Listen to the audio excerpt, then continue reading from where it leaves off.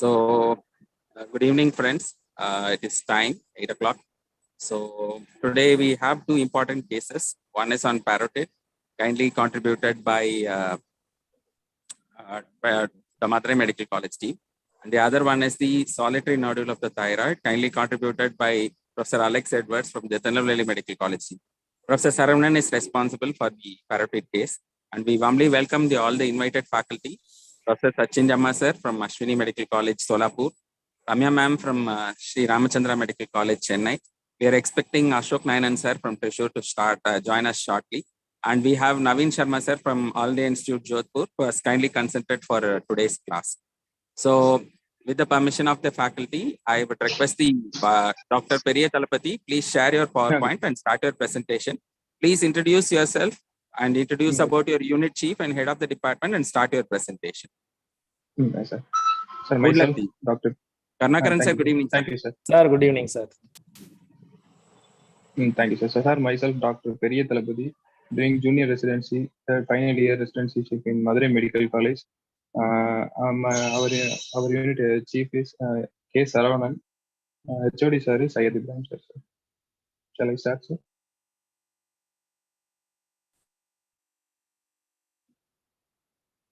Sir? Am I audible, sir? Please go ahead. Start. Okay. I am presenting a case of parotid swelling, sir. The 40-year-old male from Madurai Security Bay occupation presented with chief complaints of swelling in front and below the left ear lobe for past 6 years. History of present illness. Patient was apparently normal since 6 years and then noticed a small swelling in front of the left ear lobe. Insidious in onset and gradually progressed to attain the present size to involve in front and below the left ear lobe. No complaints of change in size of the swelling or pain while chewing food.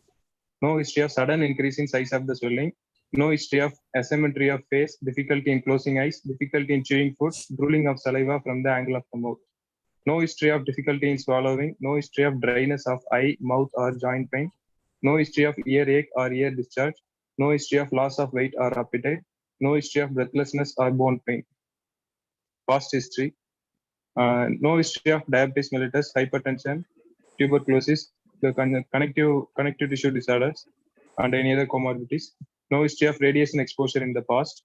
No history of other previous surgeries or prolonged hospital stay. No history of any drug allergy. Personal history. My patient is a non-vegetarian diet. Sleep and appetite are normal. Bowel and bladder habits are normal. Family history. Nil significant family history present. Summary. 40-year-old male with no comorbidities presented with painless, gradually progressing swelling in front and below the left ear lobe since 6 years with no symptoms suggestive of local invasion. Before we start, Dr. Talapati, no? Talapati. Yes, sir. Firstly, you should know that it's very small screen. Your slides are very small. I don't know what. Is it possible to make it big? Firstly, I don't know what you are, especially even in keeping the laptop in front. Also, your letters are very small. Actually, basically. Sir, now, sir. Now, we are seeing half of your thing. I don't know what is wrong with this one. Yeah. Anyway, for your future purposes. Especially when you go, before we proceed, before you go to conferences, etc., you are going to present.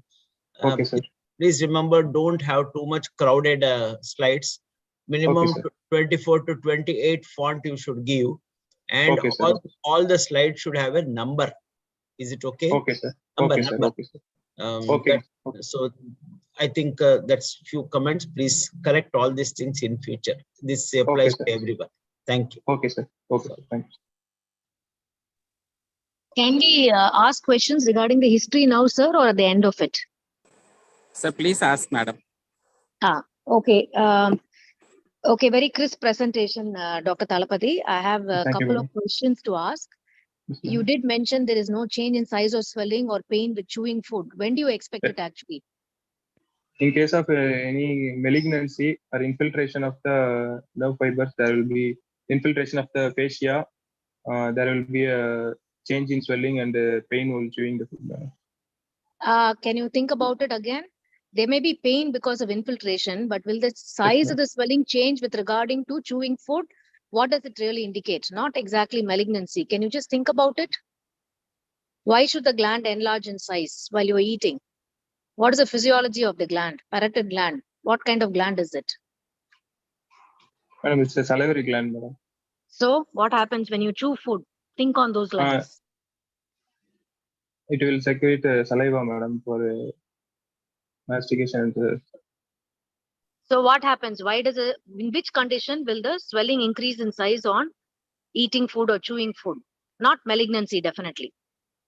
You know the answer, otherwise I will tell you the answer.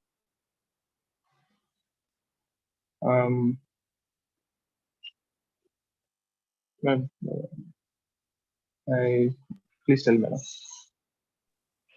Basically, in a benign condition like stones obstructing the duct.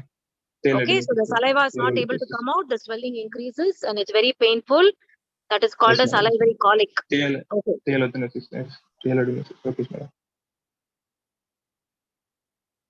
The salivary colic more common in salivary, the submandibular salivary gland, madam. No, it can occur in parotid also. So, change in size of the swelling with pain, you should think of a calculus disease, benign disease, not a malignancy per se. That's what I wanted to highlight. Thank you. Okay, madam. Thank you, madam. Dr. Talapati. Yes, sir. You mentioned in past history that there is no history of connective tissue disorder. Yes, sir. So how did you ask patient about this? So connective tissue is and what is the importance? It's associated with the Sjogren's disease, sir. Okay, but how did you ask the Sjogren's patient disease, about this? Any xerostomia, xerosis history, he has no irrelevant history. He is not the history of xerosis or xerostomia, sir. Yeah, but how did you ask this patient about it? So it should be patient's word. If patient is having any dryness of mouth, dryness of eyes.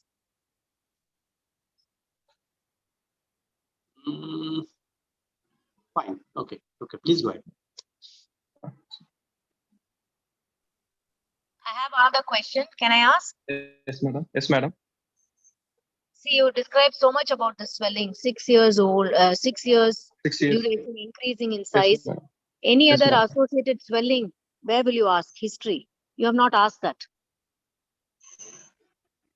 Any other associated swelling present in the neck, madam? Yes, no other swelling, madam. Only solitary swelling only present in the What parotid. swelling you will expect in this patient? If at all, if there is another swelling in the neck, what would you suspect it to be? Nodal swelling, madam. Any lymph node enlargement. It's very important for you to give the history. There is no history of any other swelling in the neck in relation to this main swelling, which is there for the last 6 years. Okay, so when will they develop swelling in the neck? Lymph nodes, when will they enlarge? In case of any infection or inflammation or malignancy, the lymph node will enlarge. Yeah, exactly. So it is very important to ask such a long-standing duration. Has he recently developed any other swelling in the neck which may indicate metastasis or inflammation or whatever it is? Very important history. Okay, thank you. Okay, ma'am. Okay, ma'am. Talapati, quickly go to the first slide, please. First slide. Yeah, just hold on. Yeah, that. No. Yes, sir. Next. Next. Oh. Yes, sir. Hold on. That's 6 years. Okay, sir. Okay, sir. Okay, sir. This slide, sir. Yeah. Okay. Yes, sir. Okay. So basic approach should be swelling in front of the ear, 6 years duration. We have no doubts about those things. Okay, sir. You first need to think what are the quickly swellings which will come in that region. First thing. So what swellings will come? What swellings will come in that region?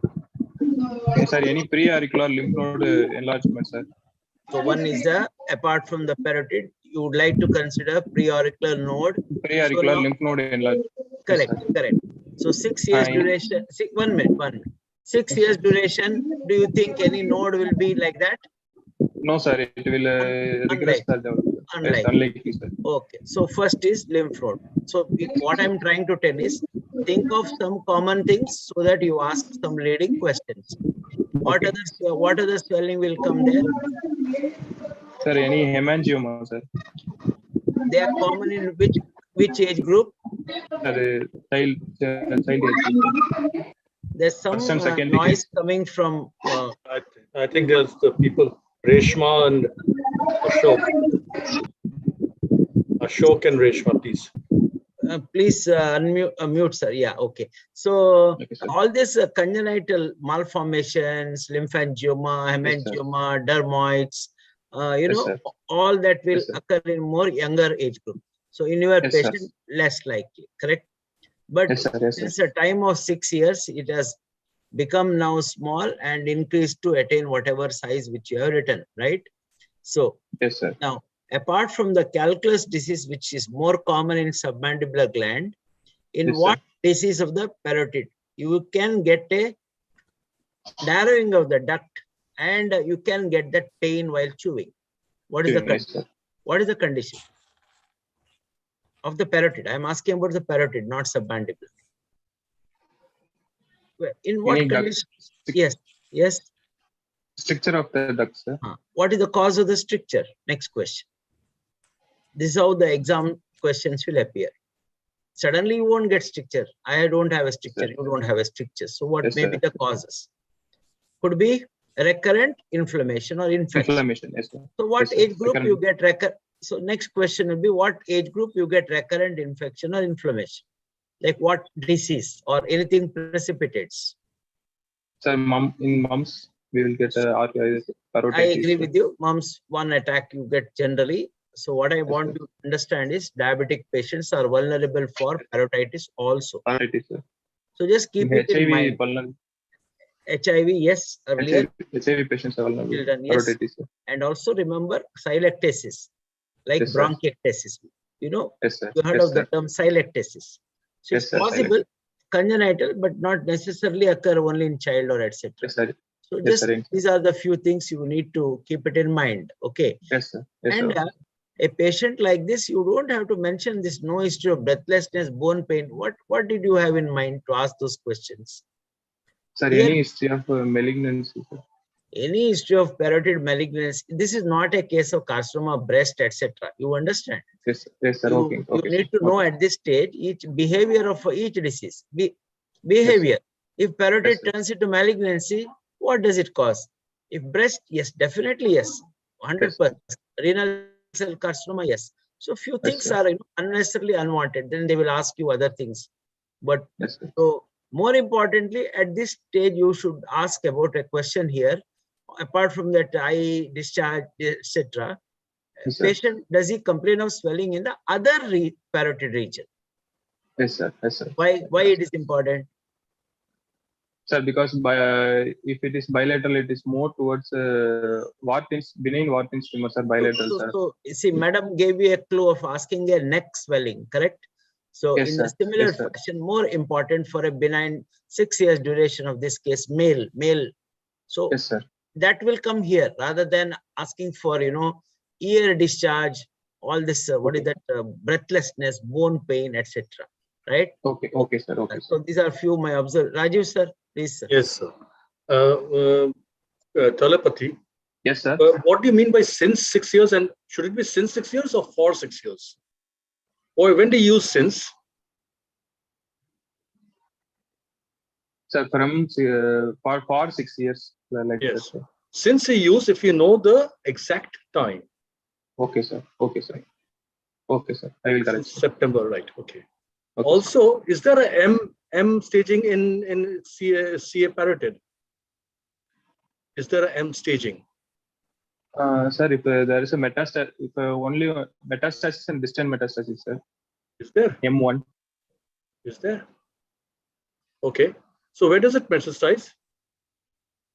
Sir, sorry, sir. I am not. Where do you have metastasis to the lung lungs and the bones? Lung metastasis. Very rare. Yes, sir. Right, that's it.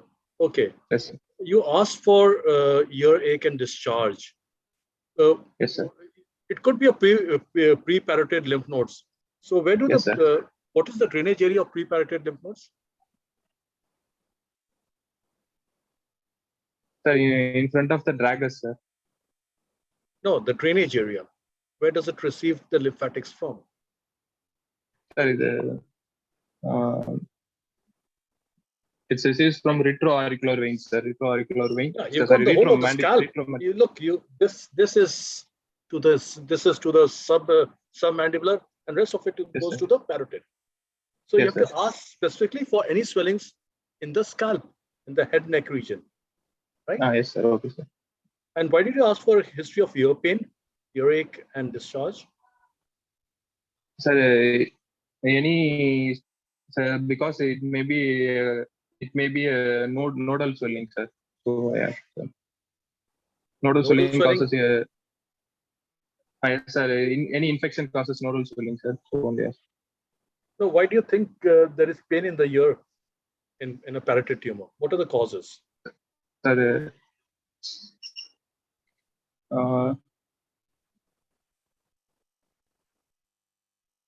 the ear pain, if it irritates the greater auricular nerve, there may be ear pain, sir.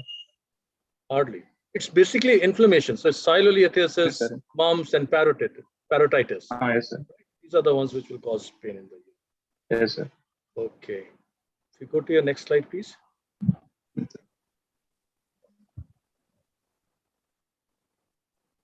Radiation exposure. Do you think which tumor will cause swelling is caused by radiation exposure in parotid? Sir, radiation exposure in the childhood, sir, likely Hodgkin diseases, lymphoma.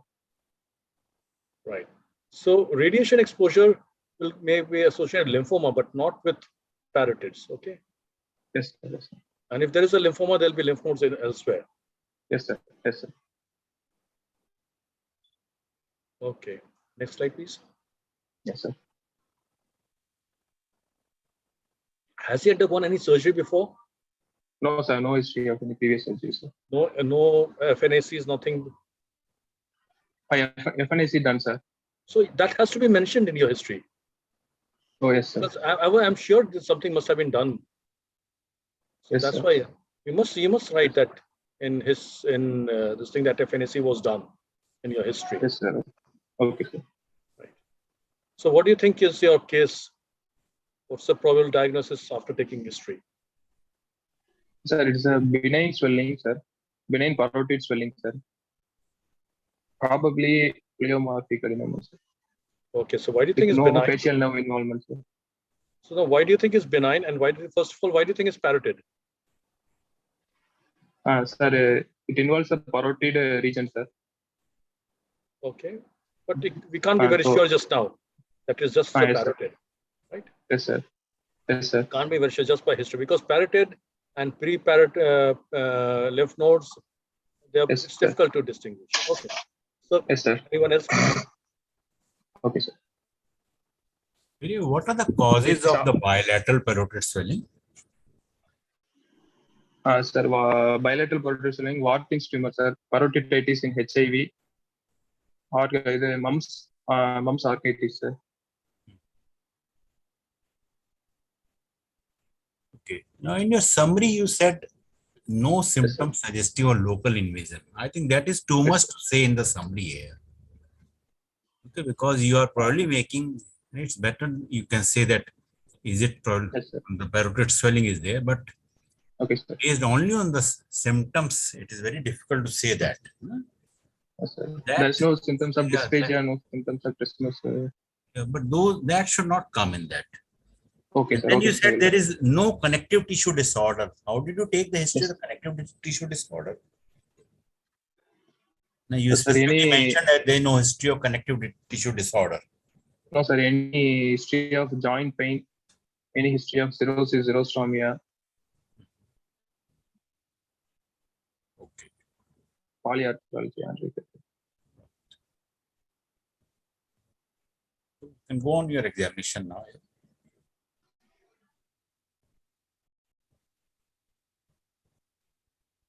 Sir, I'm not audible, sir. Go on the examination part now. Yes, sir. Yes.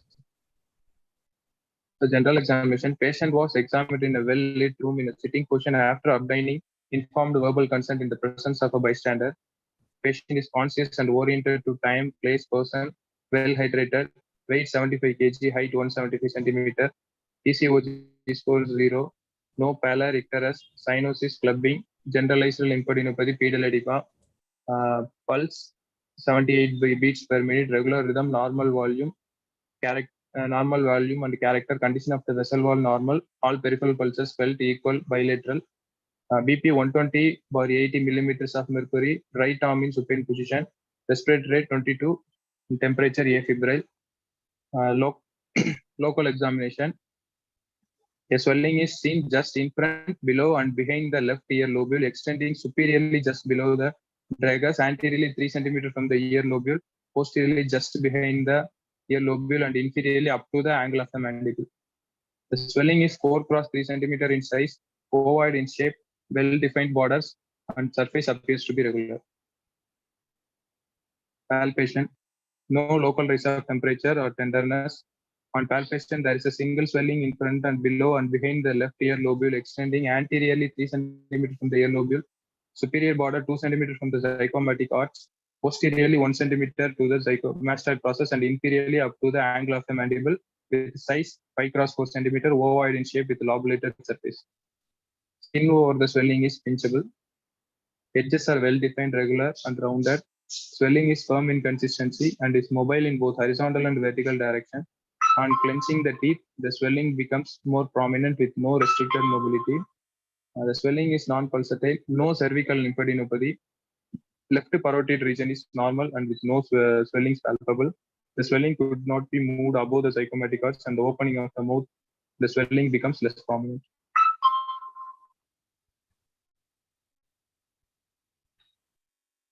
Examination of oral cavity. The oral hygiene maintained, no halitosis or dental caries. Uvula, central, and no fullness or bulging of the tonsillar fossa. Parotid duct opening normal with no pus. Blood discharge and palpation was normal. Gag reflex present and is normal. Protrusion of the tongue is normal. Movement of the jaw normal. Examination of the left auditory canal normal. Examination of left temporomandibular joint normal. Examination of the facial nerve. Wrinkling of the skin over the forehead present bilaterally. Closure of the eyelids normal. Nasolabial folds present bilaterally equal on both sides. No deviation of angle of the mouth. Blowing is normal. Systemic examination. Respiratory system. Normal vesicular breath sound state bilaterally. No added sound. Cardiovascular system. S1, S2 here normally. No murmur. GIT. Abdomen soft. No non-tender. No organomegaly. CNS. No focal neurological deficits. Summary: a 40-year-old male with no known comorbidities presented with complaints of gradually progressing painless swelling in the left parotid region for 6 years. On examination, there is a ovoid-shaped, well-defined, non-tender, firm, mobile swelling of size 5 cross 4 cm occupying the left parotid region with lobulated surfaces, deep to deep fascia, superficial to masseter with no evidence of deep lobe involvement or involvement to the adjacent structure.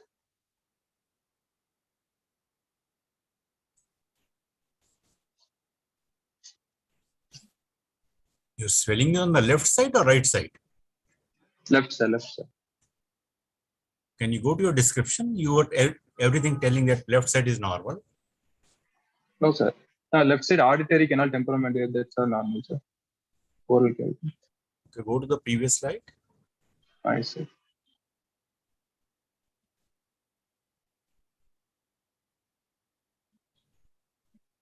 Okay. What is a curtain sign? So curtain sign, the fascia is attached. The gland is encased in the deep fascia and is attached to the inferior border of the zygomatic arch, sir. So if we try to push the gland up, it won't go up above the zygomatic arch, sir. It is used to differentiate between the parotid gland swelling and the nodal swelling. Sir. What is parotid region? Sir, I'm not audible, sir. What is parotid region? Sir. What are the boundaries of the parotid region? Yes, sir. The parotid gland encompasses in the parotid fossa, sir. Parotid fossa bounded superiorly by zygomatic arch inferiorly by the angle of the mandible. Anteriorly, vertical line passes midline of the zygomatic arch along the anterior border of the mandible. Posteriorly, vertical line passing through the midpoint of the mastoid and the anterior border of the sternocleidomastoid muscles. How do you feel the parotid duct? Sir, by digital palpation, sir. Where is the opening of the parotid duct? Sir, in the mucous side of the upper second molar tooth, sir. How do you know whether the deep lobe is involved or not? Sir, by manual palpation, sir. By manual palpation, one hand is placed behind the ramus of the mandible and the other hand is placed in the anterior tonsillar fossa, sir, and it's palpated, sir. If deep lobe is involved, it will be felt, sir. Is it more inspectory finding or it's a palpatory finding? It is a more of inspectory finding, sir. And you are putting only the digits, not the hands. You can't put your whole hand in. Yes, sir. Yes, sir. No, whole hand, digits only. Only the digits you can put here. Yes, sir. Okay. And there is no cervical lymphadenopathy in this patient? No, sir. No cervical lymphadenopathy, sir. Okay.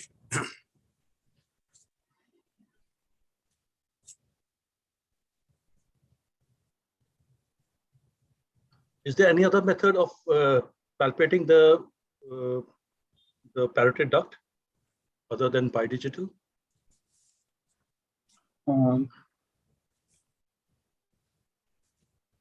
What is the finger rolling method? Finger rolling. So you clench the teeth. Yes, sir. Right? Make the masseters prominent and roll your fingers over it. You can feel it. Okay, how do you know this is a parotid and not the lymph node? Sir, because curtain sign is positive in this case, sir. Because curtain sign is positive in this case, sir. Okay. So why is that? How does that help you to distinguish between preparotid lymph node and parotid gland? It is restricted below the inferior zygomatic arch. Zygomatic arch. So why does the lymph node not go above the zygomatic arch? Why does the lymph node go over the zygomatic arch and not the parotid? Because parotid is enclosed by deep to deep cervical fascia. The deep cervical fascia anterior anterior lamella is attached to the inferior border of the zygomatic arch, sir. Okay. So the parotid gland does not go above the zygomatic arch. Have you written anything about the movement of the tongue? Yes, sir. Protrusion of the tongue and return. Protrusion of the tongue. Yes, so, sir. What were you looking for? Which is the muscle which protrudes the tongue? The genioglossus, sir. Okay. So, what were you looking for when you asked the patient to protrude the tongue? Sir, if a deep lobe is involved, there may be difficulty in protrusion of the tongue. There will be? Protrusion of the tongue, there may be difficulty in protrusion of the tongue. What kind of difficulty would there be if there's deep lobe involved? I mean, why would the tongue be involved if the deep lobe is enlarged?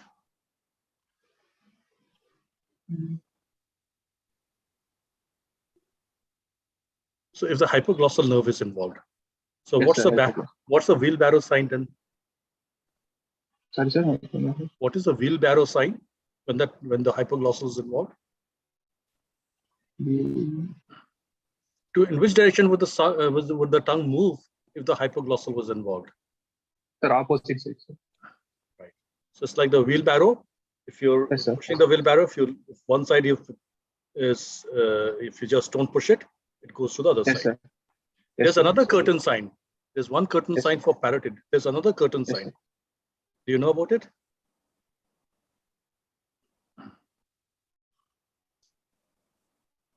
That is when the soft palate is involved. When you say "ah," the soft palate will not move up like a curtain. Yes, sir. Yes, sir. Okay. How did you examine the temporomandibular joint? What did you look for?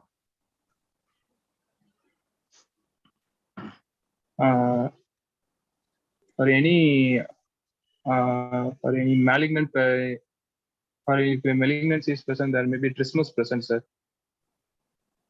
Okay. And So opening of the mouth is by opening of the mouth. So how do you know the opening of the mouth is normal or not?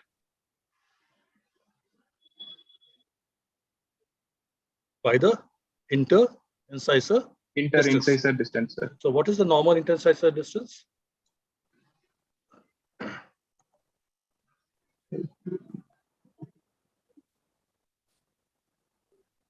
It's about 2 finger breadths or 5 centimeters, 4 or 5 centimeters. Yes, sir. Right.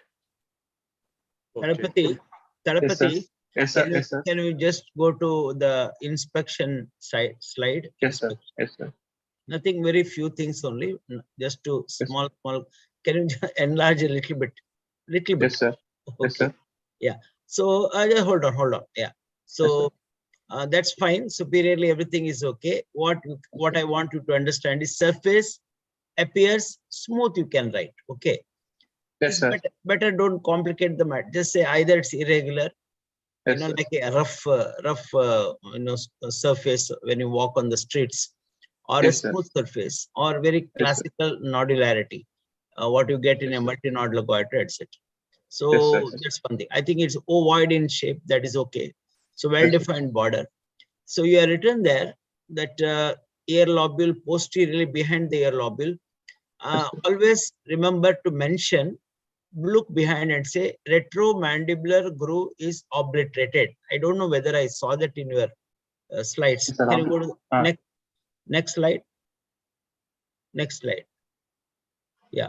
So before you start the palpation itself, when you see this patient in the lateral position, you can see all of us have a groove behind the ear lobule in front of the mastoid post. Retromandibular groove obliteration, because in a large preauricular lymph node swelling, etc., that groove will not be obliterated. You understand? Yes, sir. That is one of the points to say. Of course, firm inconsistency, all that you have mentioned. And when we talk about the parotid, especially, you know that one of the features of malignancy is, in addition to facial nerve palsies, infiltration of the masseter. So when you mention about that oral cavity, first thing I appreciate is mouth opening adequate. Understand? Yes, sir. Mouth opening. You got trismus, one of the important causes, right? So in what is that condition where you get a trismus, very characteristic, which your generation people might not have seen. Everything is undergoing spasm, etc. Tetanus. Tetanus. That is one. So what I want you to understand is mouth opening adequate. And that again in the palpation, apart from that, etc. You are not suspecting any malignancy here. Still a practice to look for any bony tenderness, including the mastoid, which is the malignancy, which can spread by perineural lymphatics and go for a long distance. Which is that? Yes, sir. Which is that? Which parotid malignancy in the subtypes? Adenosystic. Adenoid cystic, bony resorption, bony tendon. Yes, so it may be a short case for you in the examination. You should be quick enough to examine for all these things: surface, consistency, mobility, contraction, etc., oral cavity, all that. And I also appreciate if you say, in addition to the parotid duct, it's a habit to say submandibular duct opening is normal. You understand? Yes, sir.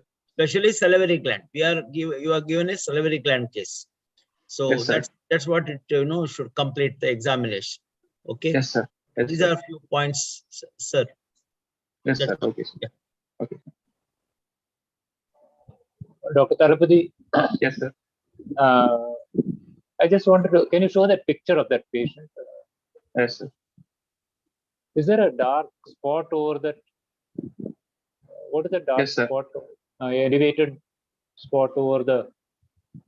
Yeah. Yes, sir. What is that? You didn't describe that.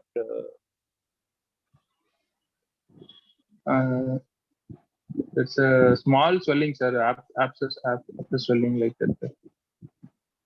Small? Due to itching, he developed the swelling. Is there any involvement of the skin there? No, sir. His skin is pinchable, sir. The skin is. Yes, sir. Yes, sir. Okay. No, in that region. In that No, region. sir. No involvement of skin, sir. No involvement. This Yes, is sir, no involvement. this is Dr. Ashok Oman, no? Ashok. Yes, Ashok. Oh, okay. Nice to see you. Okay. I think he's hinting you at that one dark spot also. Is there sebaceous cyst? Any small cyst is there for him? No, sir. No, sir. No cyst, sir. The skin is also pinchable, sir. Oh, no. Don't bring all that word. But if you see that lesion, as he rightly pointed out, it may look like nothing prevents from somebody having a small sebaceous cyst there. Okay. Yes, but it should be mentioned in your inspection finding. It should be mentioned in your. Yes. And you Okay, should sir. make a note of it in your palpation Yes, finding also. Yes, sir. What are the other causes for trismus? Sir, medial pterygoid infiltration by malignancy, sir. Tetanus, sir. Yes. Okay. Okay.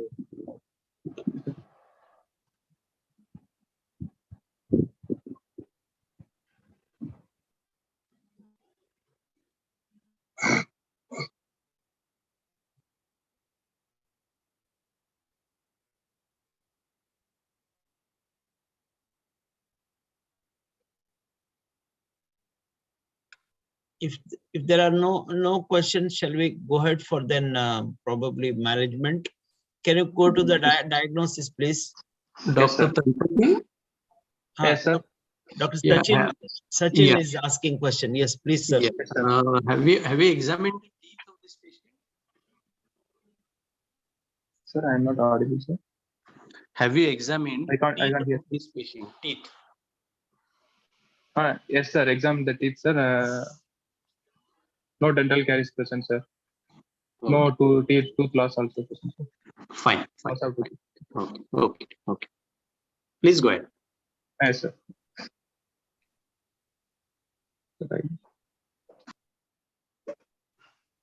So diagnosis: benign swelling arising from the left parotid gland, probably pleomorphic adenoma with no facial nerve involvement.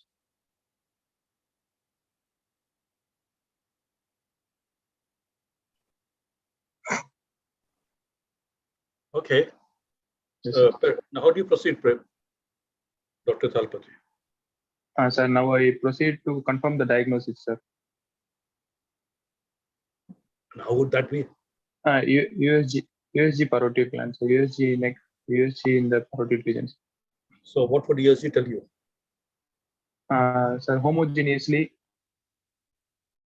homogeneous surface of the parotid gland will be seen in pleomorphic adenoma, sir. Okay. What else?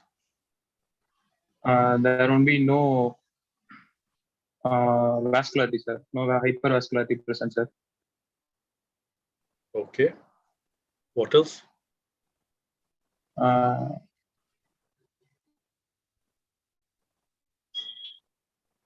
There may be cystic. Have you seen this patient's ultrasound report? Yes, sir. Ultrasound we can see for any lymph node present, sir. Right. So lymph nodes is important. Okay. What else? Yes, sir. Yes, sir. Anything else?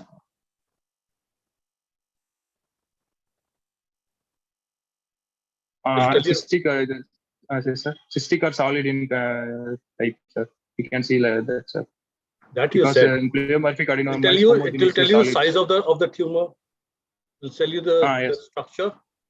It will tell you about the duct. Yes, sir. Duct, yes, sir. It will tell you about the lymph nodes. Yes, sir. And tell you about the vascularity. Vascularity, sir. Okay. Now, suppose you think there could be a neurovascular involvement. What investigation would you prefer? Sir, MRI, sir. Okay, so you got an ultrasound. What did the ultrasound say? Sir, in my case, if it's a pleomorphic adenoma, there may be a homogeneously solid component of thyroid. Show the ultrasound report, please. Have you got it?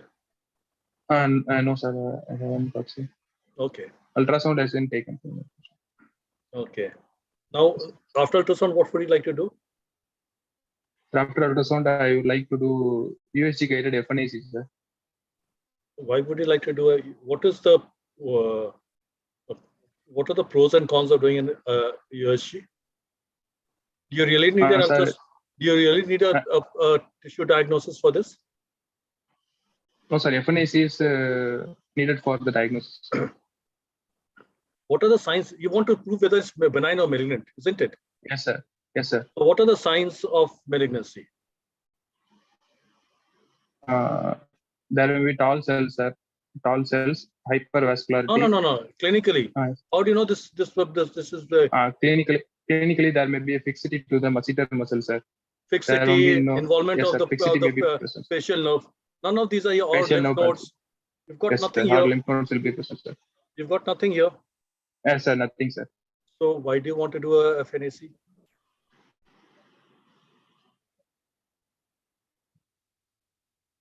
Tell me. To confirm the diagnosis. What diagnosis do you want to confirm? So there is benign or malignant? Benign only, sir. Benign, sir. So you by clinically you know it's benign. So why do you want an FNAC? That is why FNAC is made, yes or no, both. Some people go for it. It's not necessary. So what are the indications for doing a CT scan then? The CT scan, if there is any cranial involvement, if any malignancy is present, sir, CT scan is indicated, sir. Cranial involvement, how do you know about cranial involvement? Like facial nerve involvement, sir. Okay, so there's facial nerve. What else? What else? One is facial nerve involvement. What are the indications?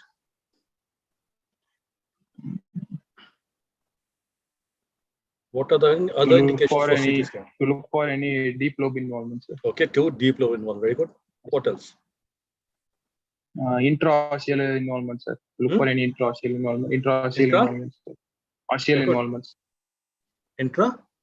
Osseal involvement, sir. Osseal. What do you mean by that? Any bony lighting in lesions in malignancy, sir. Which bone involvement would you like to get a CT scan of? The scalp, sir. You think the scalp would be involved? The bones of the scalp would be involved? If there's cervical lymph nodes and if it's a recurrent tumor. Yes, sir. So these are the indications. Sir. Yes, sir. Okay, if there was an extension to the TM joint, yes, sir. What would be? How would it present? Sir, pain over the TM region, sir. Trismus, it will be present with the trismus, sir. Trismus is involvement of the masseter, not of the TM joint. Sir, you may be unable to open the mouth, sir. More likely, there's loss of side-to-side movement of the jaw. Yes, sir. Right. Yes, sir. Okay, so you've ultrasound will also tell you about deep lobe and superficial. Now, so suppose this is a superficial, this is a benign pleomorphic adenoma involving the superficial lobe. Yes, sir. Yes, sir. How will you go about it now? What will you do? Sir, I will go for superficial conservative parotidectomy. Straight away, tell the patient I'll do the surgery. Patient says I don't want surgery. How will you counsel the patient? Yes, sir. This patient. Yes, sir. After coming to a diagnosis. Because in pleomorphic adenoma, there is a 5 to 10% of malignant transformation, sir. I will counsel the patient about the malignant transformation of the pleomorphic adenoma, sir. Okay. If it goes long-standing, sir. Okay. Anything else you'd like to tell the patient? When you've told the patient, okay, I like to take off the superficial parotid because of likelihood of malignancy, which is only 5 to 10, unlikely. Yes, sir. Right? Yes, sir. Very, very little chance. Yes, sir. So he says, no, I don't want. 5%, I'll take a chance, not go for surgery.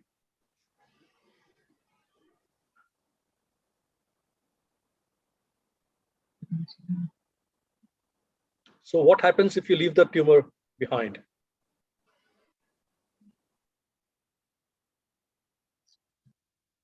It'll become large, very large. Yes, sir. They're large, And Yes, then it can, long-standing can turn into, has a higher chance of turning. Okay, Yes, what else will you tell the patient before you take him for surgery? Sir, explaining about the possible complications, sir. Okay, what complications will tell him about? Sir, flap necrosis, facial nerve injury, sir. Okay, what else? Probably facial nerve injury, flap necrosis. What is the percentage of facial nerve injury in superficial paratectomy? Sir, 3 to 8%, sir. 5%. Yes, Very sir. less. Yes, Okay, sir. what else will you tell him? You told him flap necrosis, told him of facial nerve injury. Which portion of facial nerve is generally injured during surgery? The cervicofacial branches are injured, sir. Cervicofacial. Okay, so what happens if that happens, if you injure it?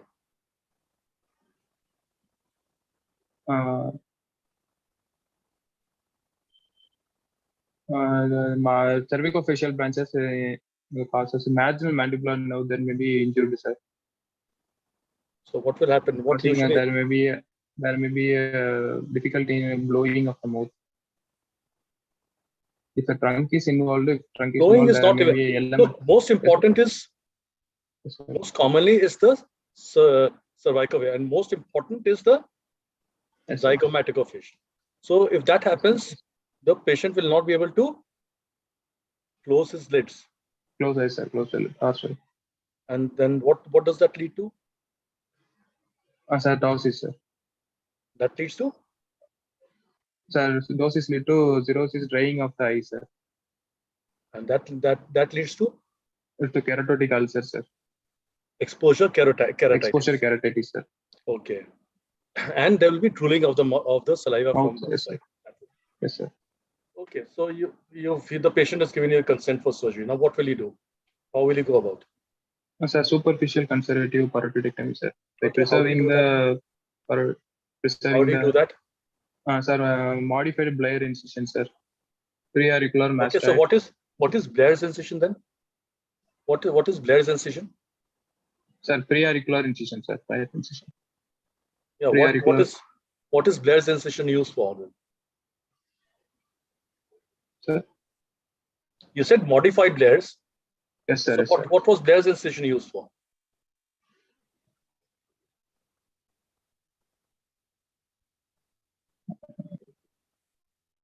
Usually draining for the parotid abscess. Yes, sir. Right, yes, sir. Yes, sir. Okay. So what what is so particular about this Blair's, modified Blair's? Well, how does the incision go? Sir, preauricular, below the ear lobule and in front of the mastoid, sir. Okay, then how much below the mandible do you take it? Up to the angle of the mandible, sir. Oh, what's the distance between the mandible and the incision? Mandible and the incision 2 centimeters, sir. About to 2 centimeters. Okay. Yes, sir. Then what do you do? How do you identify the facial nerve? The facial nerve is within the parotid substance, sir. Okay. Identification of the facial nerve is by the two modes, sir, retrograde and antegrade method, sir. Okay. So how do you do that? And there is a landmark, sir. Landmarks for facial nerve. The Conley's pointer, sir. Dragal pointer or Conley's pointer, sir. That is the inferior portion of the cartilaginous canal, sir. The facial nerve lies 1 centimeter deep and inferior to the tip, sir. To the tip, sir. Tip of the dragal, sir. No, I couldn't get you. Identification of the facial nerve by Conley's pointer, sir. It is an inferior portion of the cartilaginous canal. The facial nerve lies 1 centimeter deep to it, sir. So while doing surgery, how do you identify the Conley's point? During surgery, how do you identify the Conley's point?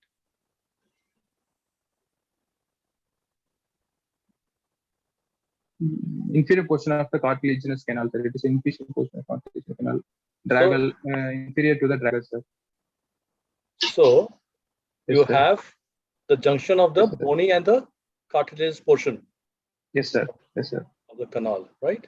Yes, sir. And you have the inferior Yes, belly sir. of Inferior belly of the posterior belly of digastric muscle, sir. digastric. Upper by And the the mastoid. So in nerve lies. between, Yes, sir. Yes, sir. Pharyngotympani and the squamotympani fissure, sir. okay. So how do you identify how do you know this is the facial nerve during surgery? Okay, before that, suppose before that, Yes, sir. is there anything you'll take care of while draping the patient?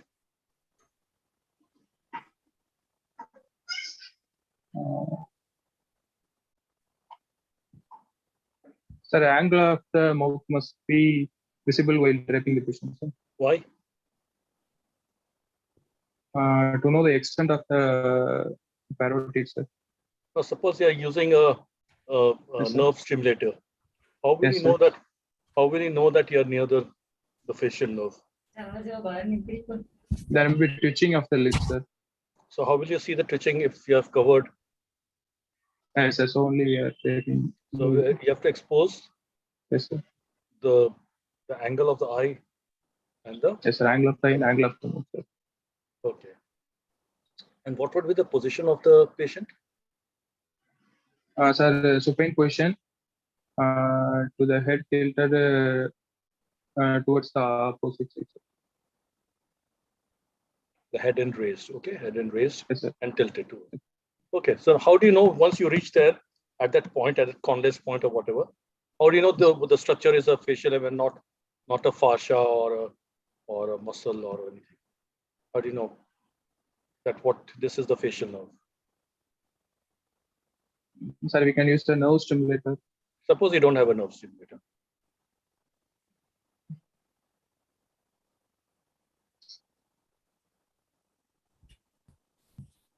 Where does the facial nerve come out from? Sir, stylomastoid foramen, sir, from the skull.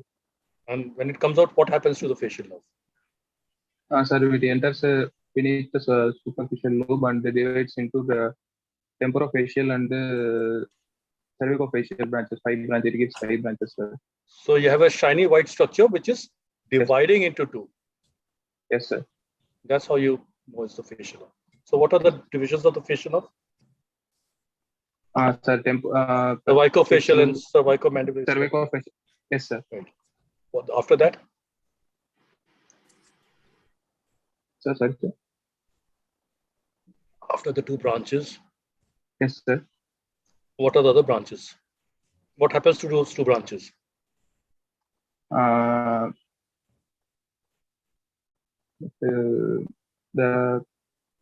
many branches are there of the facial nerve? 5 branches, sir. Right.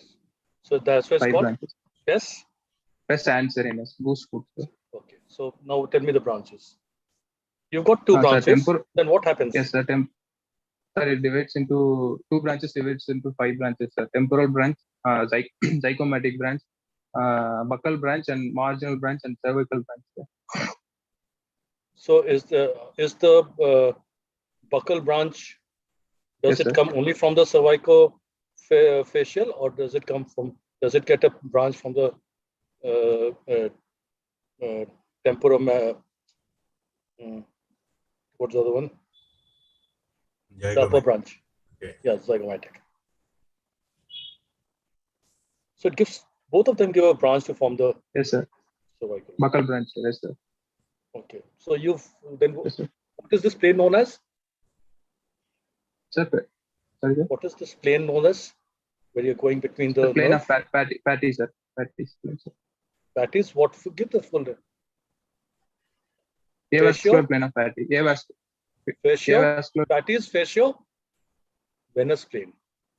Yes, sir. Okay. So you've dissected all the parotids above the facial nerve. Now, where do you find the duct? What do you do?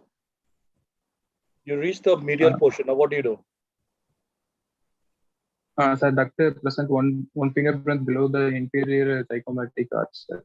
Inferior to the zygomatic arch, sir. Okay. It opens It So do you opens. ligate the duct?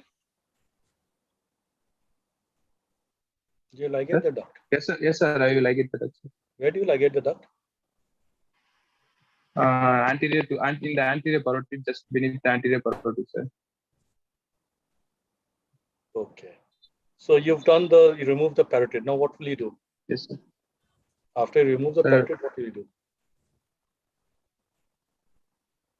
Duct will be ligated, sir, and the viability of the facial nerve is checked, sir.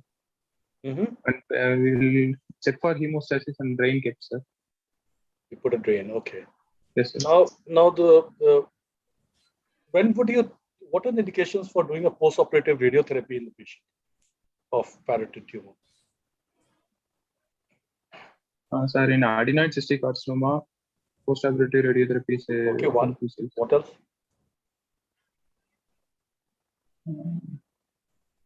One is adenoid cystic. What else? Yes, sir. Yes, sir. What are the other indications for giving a post-op radiotherapy?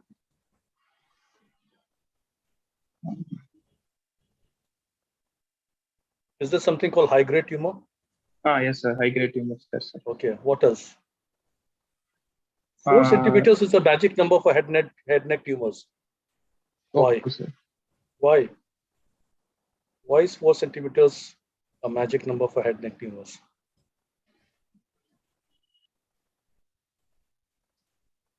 I don't know, sir. Because any tumor which is more than 4 centimeters has a likelihood of cervical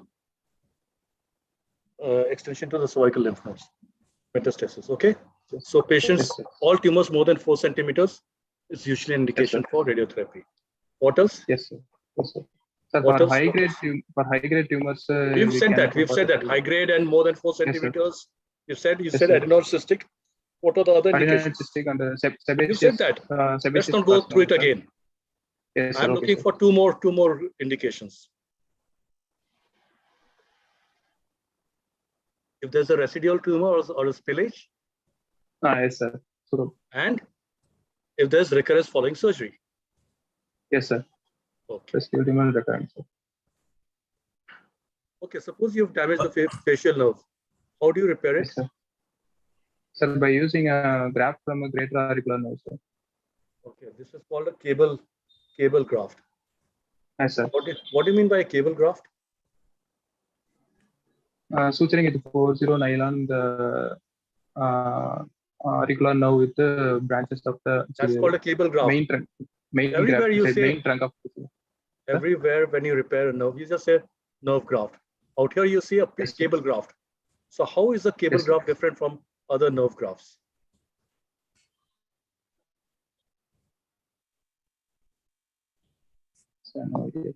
What is a cable? Have you seen a cable? A wire cable? Yes, what is inside it? So inside there are multiple layered. Multiple small wires inside, isn't it? Small wires. So here also we take a couple of nerves and then it is stitched to the other end. Yes, that's what's called a cable. Yes, sir. Okay, so what is this technique called as the draping of the parotid? What is the name of that technique?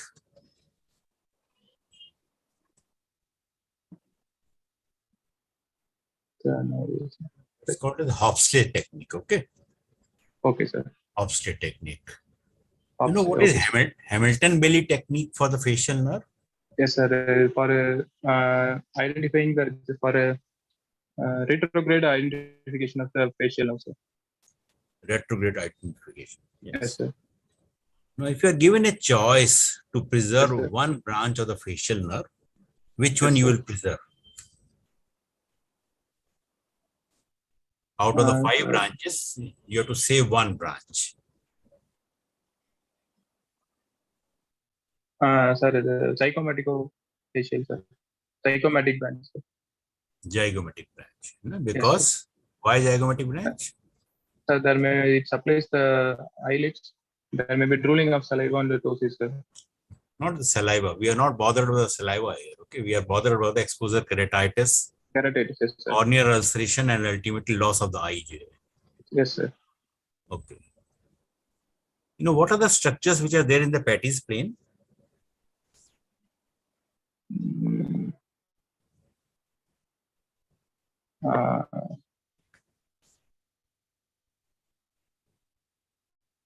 The facial lens, the posterior facial lens will be present, sir. No, there are three structures are there. What are those three structures in the facial plane? That is facial-venous plane. And which one is most superficial? Which one is the deeper one? Sir, external carotid artery. And? It's external carotid artery, retromandibular vein. Facial. Yes. And facial nerve. No? Facial nerve. Sir. So how they are arranged? Sir, arranged in a linear fashion, sir. First, deeply external carotid artery is present, sir. Then retromandibular vein, then facial nerve, sir. So facial nerve is most superficial, while the external carotid is the deepest one. Okay. It's deep, sir. Yes, sir.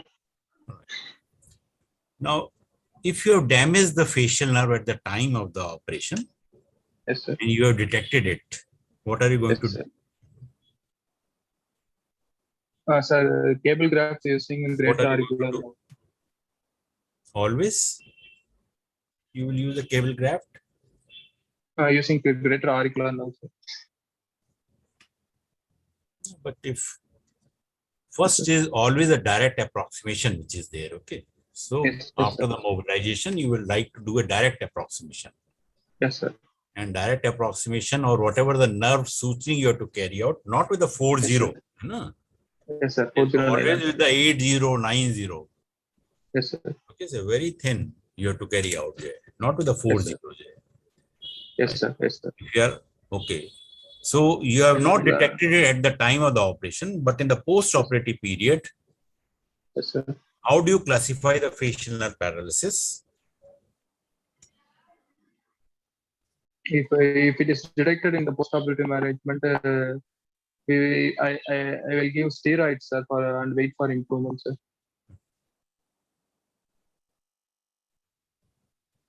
You know, how do you classify that?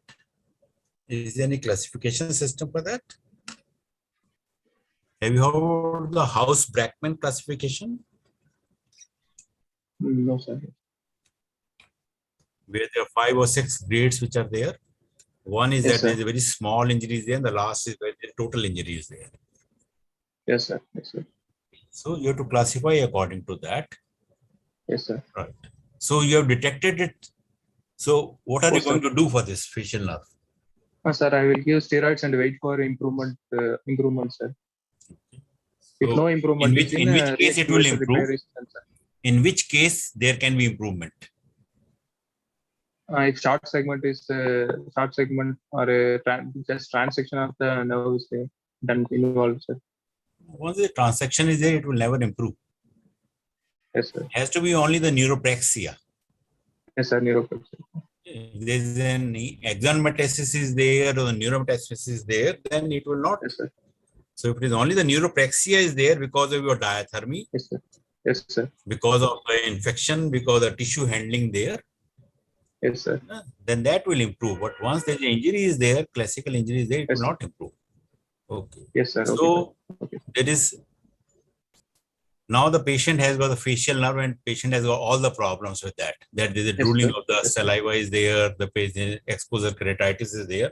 What are you going to do? Sir, first I will try to re-explore and repair the facial nerve, sir. If there may be a drooling of saliva, mesocyte transfer can be done for the angle of the move, sir. And temporalis transfer can be done for the orbicularis function, sir. And the lateral dynamic and the adynamic techniques which are there for repair? Sir, lateral tarsography can be done for tosis, sir. Yes. So will you do a lateral tarsography or the medial tarsography? Lateral tarsography. Why not the medial?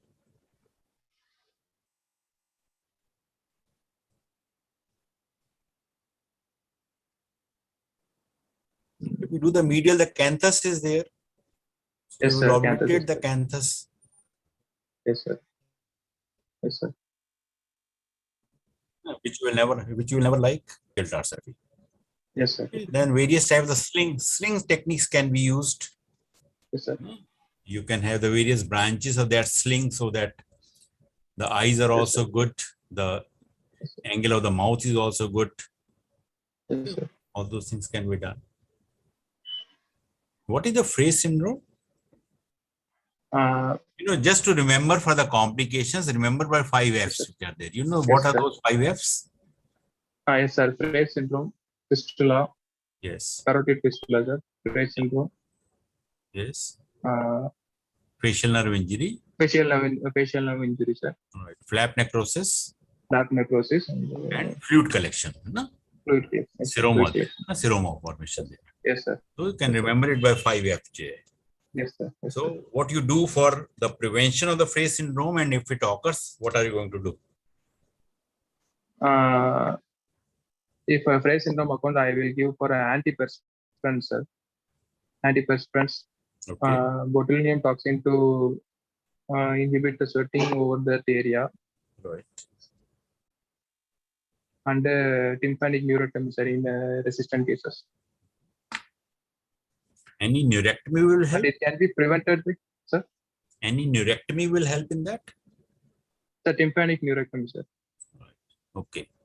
And how can you prevent it? And it can be prevented by minimal extracapsular dissection, sir. And so. And what else? And suturing of the parotid fascia, sir. By not leaving the, not exposing the facial nerve to the skin, sir. Surface.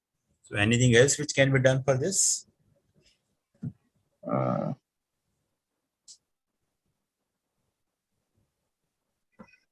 You can bring the dermal fat there. There are temporal fascia.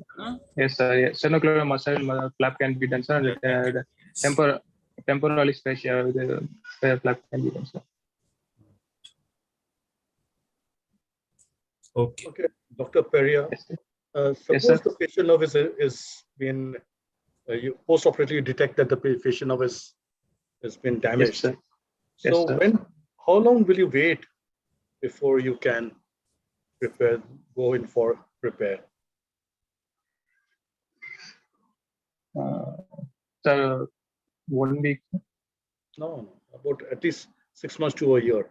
Now, till then, how do you prevent the facial nerve from dying back? You cut a nerve, the nerve dies back, isn't it? Yes, sir. Yes, sir. So how do you prevent that? Have you heard of a thing called test trophic electrical stimulation? No, sir, no. Well, it's a kind of, you give a kind of a electric stimulation, and that promotes nutrition and blood supply to the nerve and prevents it from dying back. Okay, can you tell me the indications for removing the facial nerve? For sacrificing if any perineural invasion of the facial nerve is involved in malignancy status, sir. What else? Perineural invasion.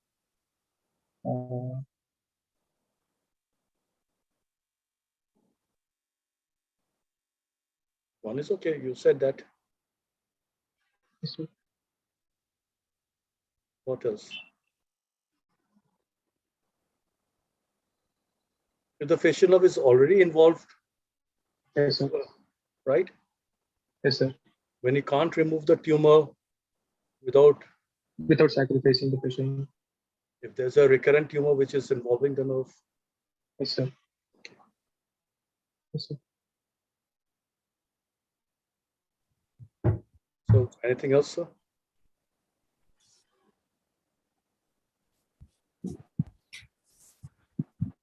Dr. Kanagwal, sir, are you available? Yeah, Talapati, just few terminologies. You said about superficial parotidectomy, which is invariably always you conserve the facial nerve. So there's don't have to really stress upon that. So when do you do the total parotidectomy?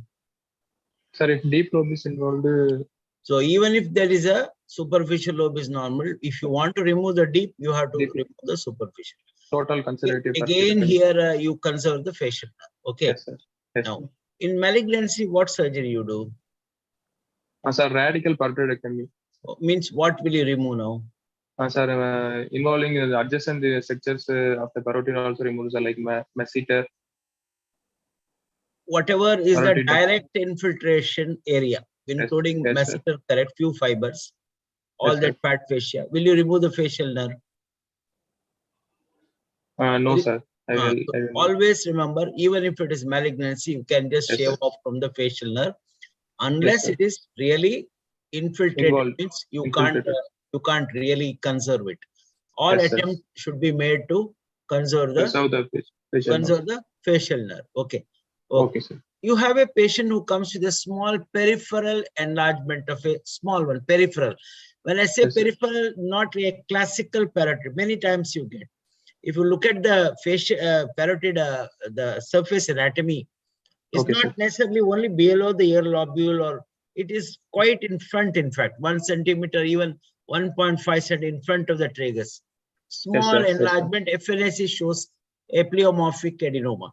Do you have any other method other than superficial parotidectomy? Dr. Rajiv sir told you 5% facial nerve damage is there, incidence. Yes, sir. So any other surgery you can do now, accept it nowadays. Bailey gives that now. It's called adequate parotidectomy. So adequate parotidectomy, as long as you know what you are removing, because the risk of facial nerve, you go a little away there, you know. There's a small area, 1 to 2 centimeters.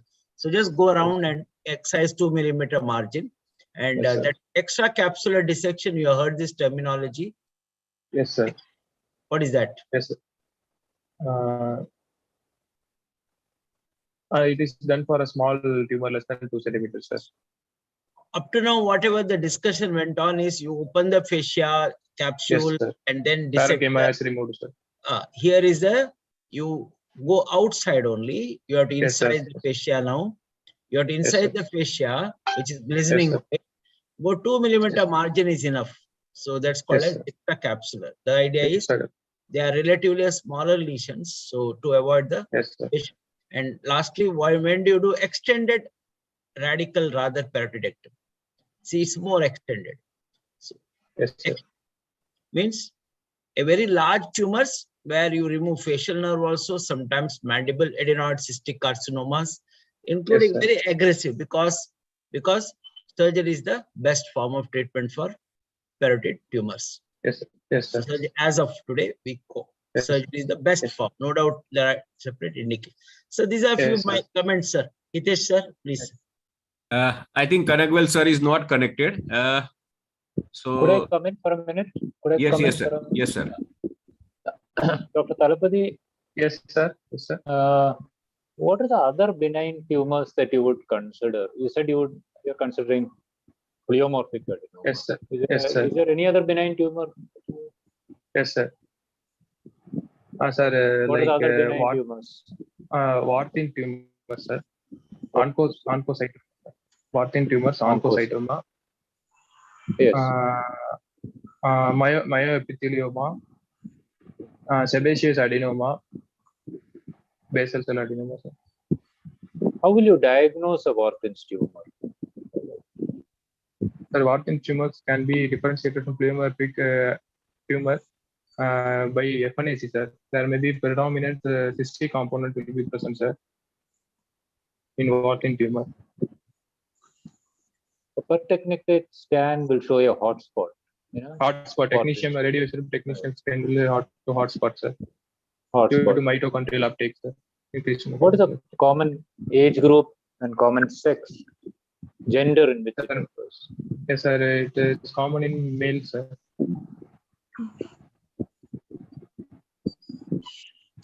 Males in 3rd and 4th decade, sir. Yes. What type of malignancy is common in pleomorphic adenoma? Sir, adenocystic carcinoma is more common. Adenocystic carcinoma. No, in pleomorphic adenoma, what is the type of malignancy which is common? You said there was a chance of malignancy. That is why you would opt for surgery. Yes, sir. Sir, mucoepidermoid carcinoma, sir. Carcinoma X pleomorphic adenoma. Yes, sir. What is the peculiarity of this carcinoma occurring in a pleomorphic adenoma?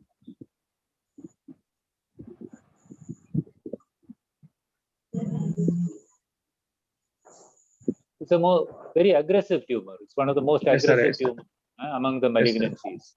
Yes, sir. Which is the most common among the malignancies in a parotid tumor? Adenoid cystic carcinoma, sir. Mucoepidermoid tumors. Okay. Mucoepidermoid malignancy is the most common among. Yes, sir. Okay. Yes, sir. Yes. Okay. Thank you, dear all faculties. Thank you. May I close this session? As Dr. Kanagwal sir is probably not connected with us, he requested me to carry on. And Dr. Thalapalli, yes, sir. Do you have any questions to the faculty? Any doubts you want to clear? No, sir. Okay. So with permission of all faculties, can we go to second case, Dr. Shukla, solitary thyroid nodule? Yes, sir. Yes. Yes, Dr. we could go. Shukla, are you there? Please share your video. I mean slides. Is it Galaxy Tab S6? Sir, should we share? Should we give a word of appreciation to Dr. Thalapathy? Yes, definitely. Probably we do it at the end, but you are absolutely right. He did very well. It is very difficult when so many faculties are coming from different parts of the country and firing the question arms. Very well done. Thank you, sir.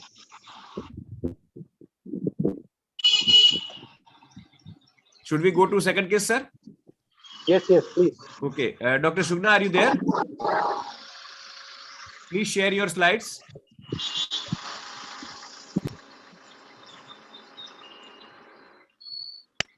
By which name you are connected, Dr. Sugna? Dr. Sugna? Dr. Sugna from PVMC, Tirunelveli. Are you available?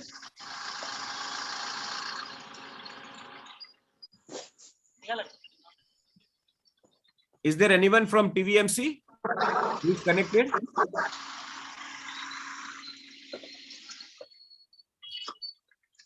Dr. Sugna, can you please unmute yourself?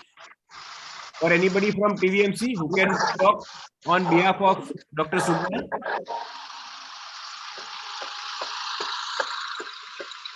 Hello, sir. Good evening, sir. Good evening. By what name you are connected? Galaxy Tab A6. Okay. Sir, I'm having difficulty in accessing my slides, sir. Difficulty in? Accessing my slides, sir. Okay, let me try. There's a share option now. Please try that.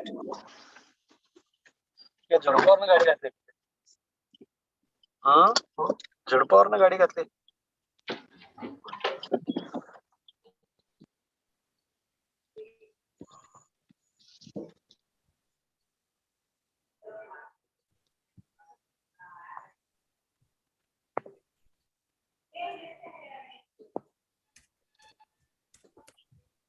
I'll convert, change the name so that everyone can recognize. Yes, sir.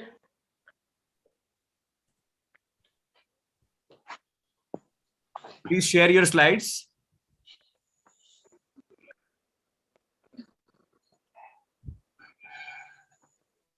Please introduce yourself, your guide, and continue. Sir, No, still your slides are not being visible to all of us.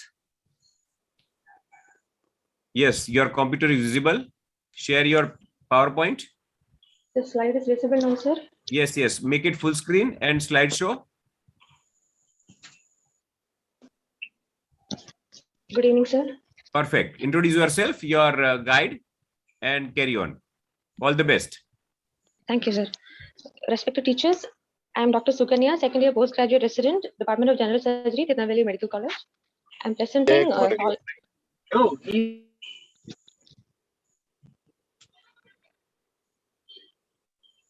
Hello.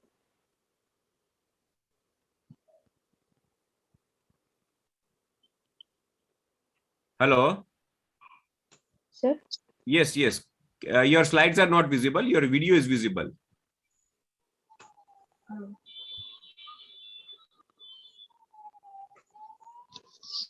Sir, am I audible? Yes, yes. Yes, sir. Thank you, sir. So my topic is solitary nodular thyroid. I'm doing this under the guidance of our HOD, Dr. Alex Edwards, and our unit chief, Professor Dr. Pabita Devi MS, and my assistant professors, Dr. Nambirajan, Dr. Prasanna Venkatesh, sir, and Dr. Suresh Kumar, sir. And, sir, a 45-year-old female, Mrs. Muniammal, from Rajapalayam, she's a homemaker by occupation, came with complaints of swelling in front of the neck for past 2 years. History of present illness. The patient was apparently normal 2 years back when she noticed a swelling in the front of neck. It was insidious in onset, gradually progressed to attain the present size. No history of pain over the swelling. No history of dyspnea, dysphagia, or hoarseness of voice. No history of excessive sweating. No history of significant weight loss or weight gain. No history of heat or cold intolerance. No history of diarrhea, constipation. No history of insomnia, tremors. No history of diplopia, muscle weakness, or easy fatigability. No history of palpitations or dyspnea on exertion. Past history, not a known case of type 2 diabetes mellitus, systemic hypertension, bronchial asthma, TB, or epilepsy. No history of any drug intake or irradiation. No history of any previous surgeries.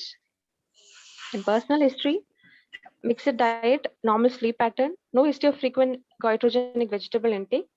Menstrual history, regular menstrual cycles, no history of menorrhagia or dysmenorrhea, and LMP 28-5-22. Obstetric history, para 2 live 2, normal vaginal deliveries, sterilization not done. And family history, no history of similar illness in family members. Coming to general examination. No, please wait. We'll ask some questions on the history. Yes, ma'am. Just go back to your first slide. I can't see your slides though.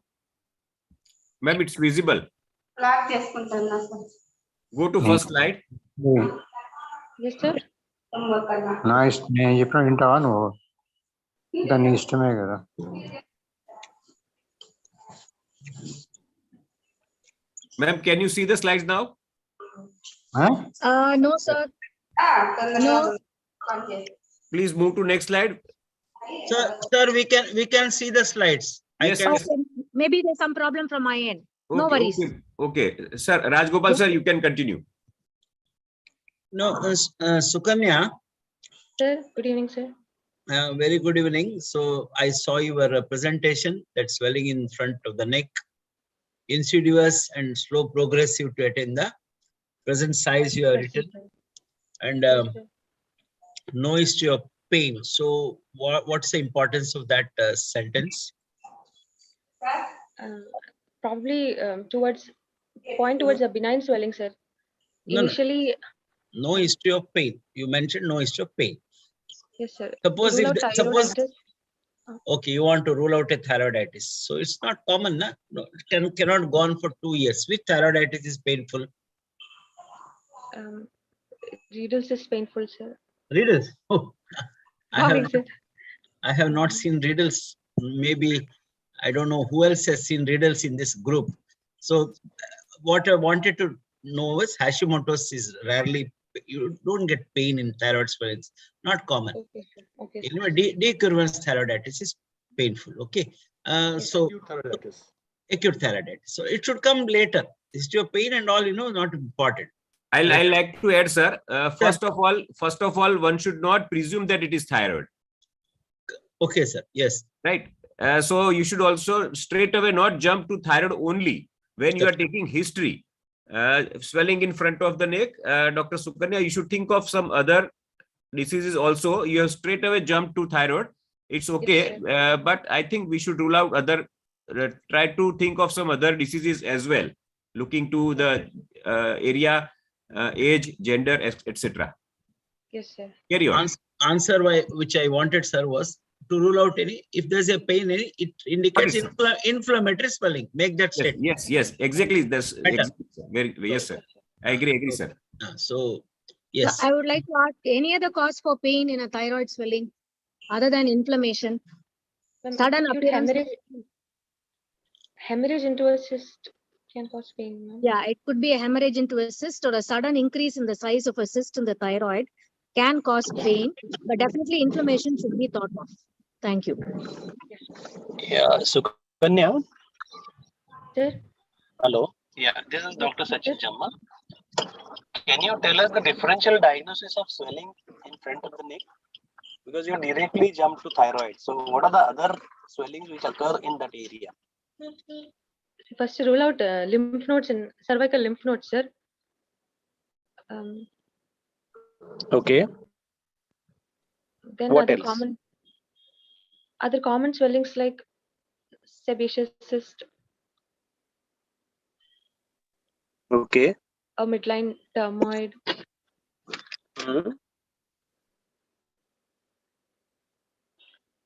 thyroglossal cyst. Fine.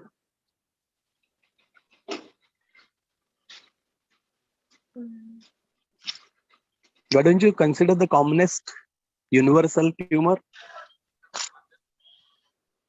Lipoma. Yes. Yes, sir. How about a cold abscess, which is again very common? Yes, sir. Cold abscess. So whenever you describe any swelling, in history at least, you don't jump to the diagnosis immediately. Yes, sir. You have to consider all the possibilities and then come to a conclusion. Okay, sir.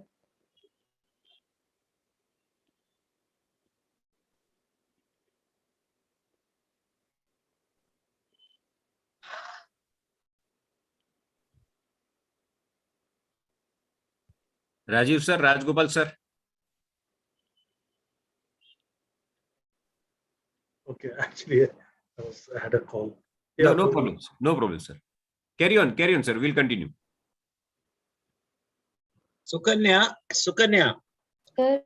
What is the importance of knowing dyspnea? Dyspnea. You have written. Whatever you have written only, I'm asking you. Yes, sir. Maybe to tracheal compression, sir. So long-standing goiters, you want to say that what is that condition described as? So due to pressure symptom of a very large goiter, it can compress the trachea and cause dyspnea. I agree with you. What is that condition called as? Lateral lobes, compressing the trachea, tracheal cartilages will undergo softening. What is it called as? You should need to know that. Yes, sir. Tracheomalacia. Scabbard trachea, tracheomalacia. Post-operatively, it may result in a collapse. Suddenly, they lose the support when you remove the thyroid. Okay. One cause is that your patient is just what is the age of your patient? 45, sir. 45. Suppose she has toxic symptoms and she is dyspneic. What do you suspect? My question is toxic symptoms and dyspneic. Yes, sir. Cardiovascular involvement, sir. So you need to carefully look for any cardiovascular complications of which goiters produce this complication. Yes, which type of toxicosis? Secondary thyrotoxicosis, sir. In a long standing. Yeah, what is that name of that disease called as? Thyrocardiac, sir. No. What I wanted to know was Plummer's disease. Okay. And suppose you don't see the lower border of the swelling, what is the cause of dyspnea? These are the questions which normally you will be asked. Yes? Okay, Sukanya, like Professor Rajgopal said, that tracheomalacia, when you remove the thyroid, the trachea collapses. So why does not the trachea collapse when the thyroids are there? Why does it collapse when the thyroid is removed? Yes, sir. The attachment of the pretracheal fascia, we are weakening the fascia. No. During surgery. So it's the thyroids which are holding the trachea in place, isn't it? Yes, sir. So once the thyroids are removed, the cartilageous portion is not sufficient enough because of pressure necrosis, and it collapses. So after surgery, what do you have to do to prevent this? If it collapses, the patient will not be able to breathe. So how do you manage it post-operatively? We suspect.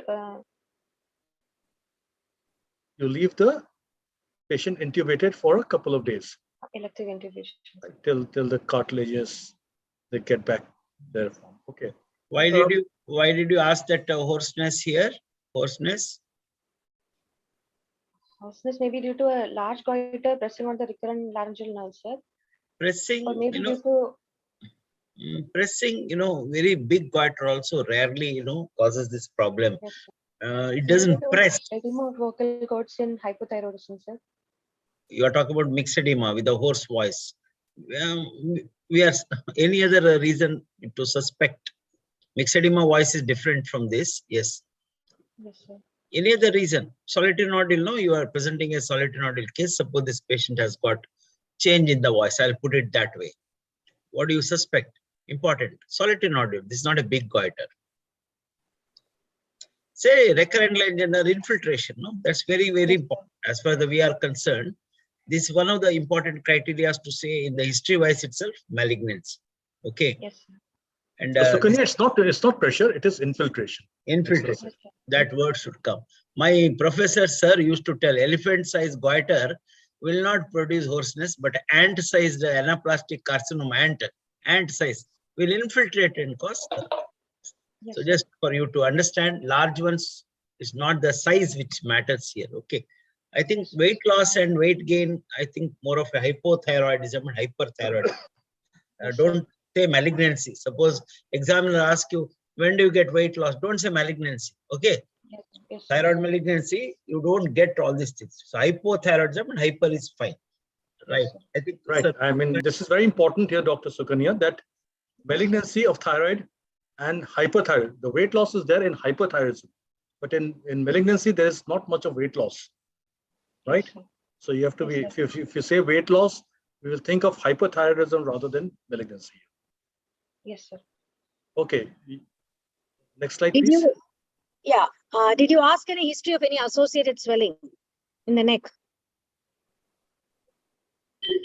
Yes, ma'am. What was it? What was the history? Any other swellings in the neck? So what swellings would you like to ask again? Any nodal metastasis, to rule out nodal metastasis, ma'am? Nodal metastasis.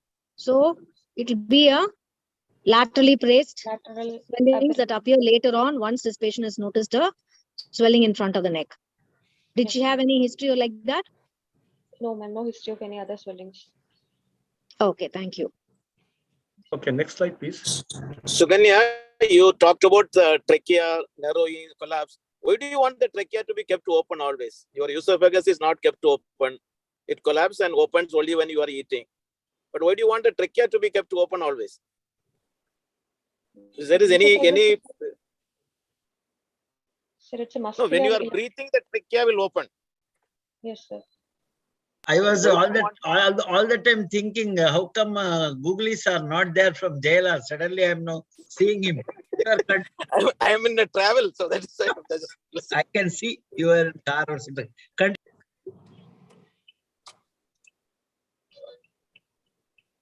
Sir? Okay. Yeah. See, this is because we know that tidal volume, which is 150 ml, is coming into the dead space volume. So unless the dead space volume is there, you will not be able to have the adequate air exchange because the heart beats 72 times, but you are breathing only 16 times. So you need to have this dead space air volume. That is important that is why we always want the trachea to be kept open. Do you think tracheomalacia and scabbard are same or different?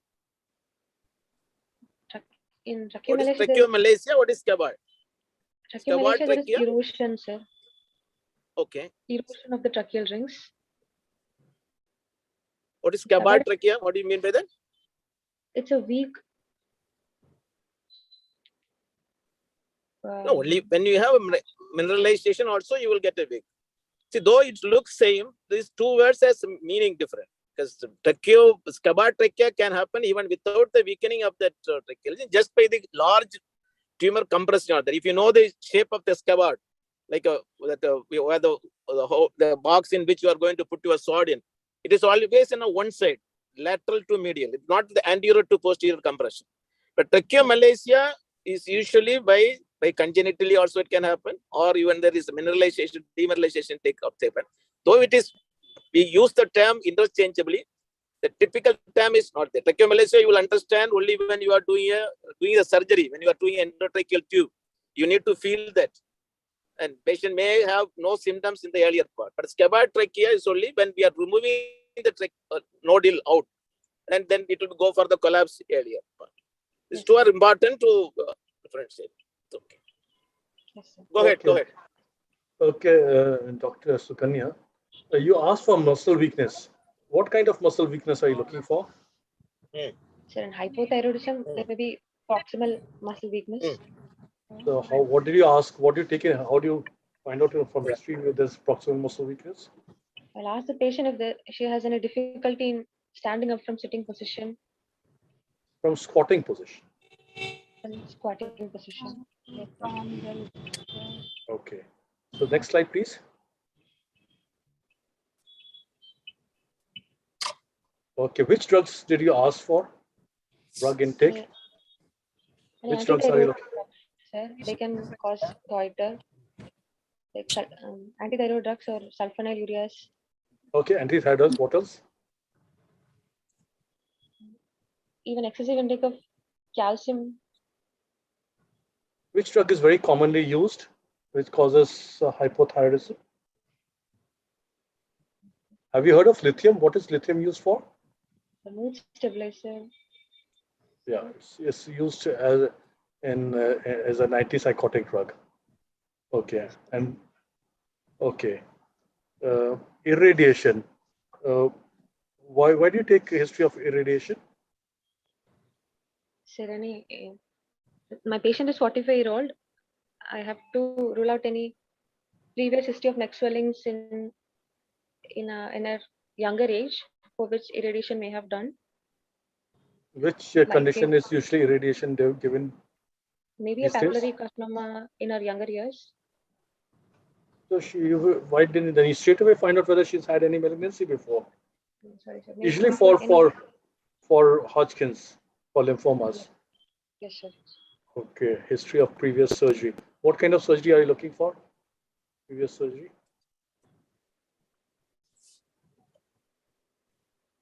Hello? Hello, sir.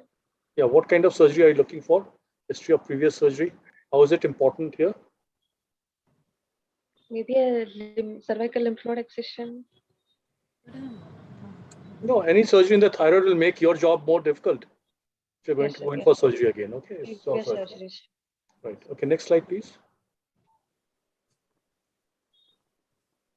Menstrual history. Okay, next slide, please. I agree that you should take the no history of previous surgery, but see, madam, two things here. One, anything surgery in the neck, things are obvious, no? Obvious. You will see a scar there, correct? Yes, sir. Yes or no? Yes, sir. Yes, sir. Maybe time will come where you don't see a scar. Yes. That's it. So in general, what we are interested to tell you is that no previous history of any illness. When we talk about, scars and sinuses refer to tuberculosis. Once it was very rampant in India, somebody coming with sinuses, scars, suspectable. That's why it's mentioned. No scars, no sinus. If it is there, you tell. Otherwise, you go ahead. Okay. Yes. Yeah, please go ahead. Next slide, please. Okay, so by history, what do you think? What do you think it is? What are you dealing with by history? Sir, probably a benign swelling with euthyroid status, probably arising from thyroid, sir. Right. Okay. Yes, sir. So should we go to the examination, sir? Yeah, please go to the examination. Yes, sir. General examination. Patient is conscious, oriented, afebrile, no pallor, ictus, cyanosis, clubbing or generalized lymphadenopathy, moderately built and nourished, no pedal edema, pulse rate 88 per minute, regular in rate, rhythm, volume and character, BP 120 by 70 millimeter mercury in left arm in sitting position. Local examination of the neck. After obtaining proper consent, the patient is examined in a well-lit room. Position of the patient in sitting position, and myself standing in front of the patient. Inspection, a swelling of size 8 × 6 cm, which is ovoid in shape, present over anterior aspect of the neck, extending horizontally from anterior border of right sternocleidomastoid to the midline, vertically extending Superior extension 4 cm below the chin and inferiorly till 2 cm above the sternal notch. Lower border of the swelling is visible. Swelling moves with deglutition, does not move on protrusion of tongue. On extending the neck, the swelling becomes less prominent, and trachea appears to be in midline. Skin over the swelling is normal, and there are no visible pulsations or dilated veins. Coming to palpation, examiner standing behind the patient with neck slightly flexed, 8 into 6 cm swelling extending superiorly 4 cm below the chin to 2 cm above sternal notch and horizontally from anterior border of right sternocleidomastoid to the midline. Inspectory findings are confirmed. Surface is smooth, firm consistency, mobile in both horizontal and vertical directions. Lower border of the swelling is palpable. There is no warmth, not tender, no palpable thrill, no other swellings palpable. Trachea in midline. Coccygis, there is no stridor. Carotid pulse is palpable on both sides, and cervical lymph nodes are not palpable. On auscultation, no bruit heard over the swelling. Any picture is visible, madam? Any picture? Sorry, sir. Oh. No pictures attached, sir. At least you can cover the eyes and try to make a picture. If the picture is not there, at least you can put a neck, both sternomastoids. A line diagram would be fine. Always you should make a habit. This abdominal mass or a breast lump. Sometimes you can't probably put in this social media forums or whatever, but try to. You can cover the identity and so that at least we'll know idea, some idea to describe, Yes, so sir. that is one of the important things you need to do it. Okay, yeah, please go ahead. Yes, sir. What is the position of the trachea? Did you comment on that? Yes, sir. Yes, ma'am. Trachea is in midline, ma'am. No deviation. Which side is the nodule? Where is the thyroid palpable? Which part? Ma'am, right lobe, ma'am. A swelling in the right lobe of thyroid, ma'am. So you're sure the trachea is in the midline? Okay. Yes, ma'am. Why is it important to know? Position of the trachea. What is the clinical importance? Yes, ma'am. Swelling on right lobe of thyroid can shift the trachea to the left side. So what?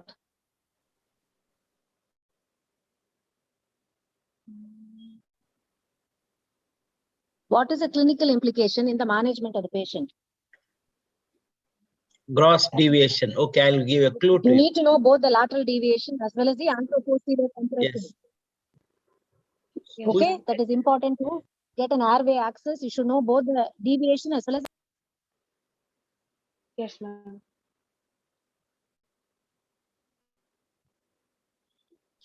One question, Suganya, no? Sir, yes, sir. Yeah, just go back that show me that when you no, I think next before this slide. Sure. On extending the neck, what is normally happens? That's why I asked you these questions, because if you have the patient's image with the swelling, you will understand it better. What happens normally when you extend the neck? So the deep fascia of the neck is stretched. So a swelling arising from the thyroid being deep to the deep fascia, it becomes less prominent. You are telling the theoretical part, or have you really done this test? Because one thing you should remember, as far as the thyroid is concerned, one of the best method to examine is palpation wise. Definitely you flex, but inspection is always extend the neck. You know why? Small nodules will become visible. Small nodules, why they become visible? According to swelling. Out, sir. No. What happens is there is some neck lordosis, cervical lordosis. Neck comparatively, compared to the thoracic vertebrae, like we have neck lordosis. So it pushes the thyroid anteriorly. So it actually should become more prominent. That is why I asked this question.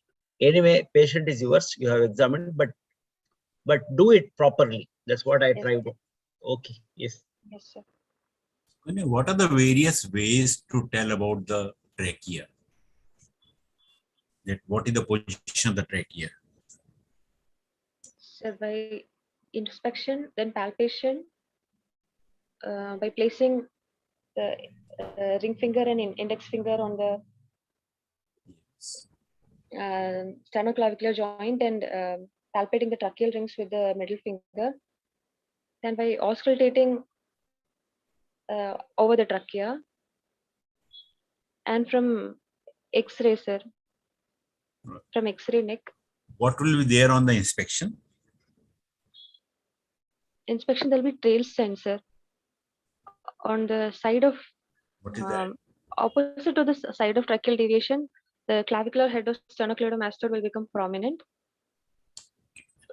because of loosening of the fascia. And where do you auscultate the thyroid? Thyroid bruit, sir. Yes, where do you auscultate? Superior lobe of the superior part of the thyroid, sir.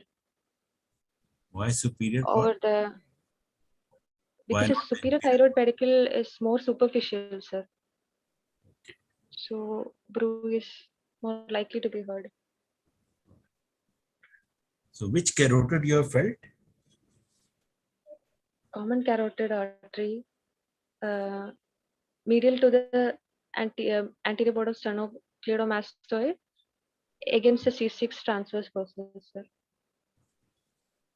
Which other carotid can be felt in the neck?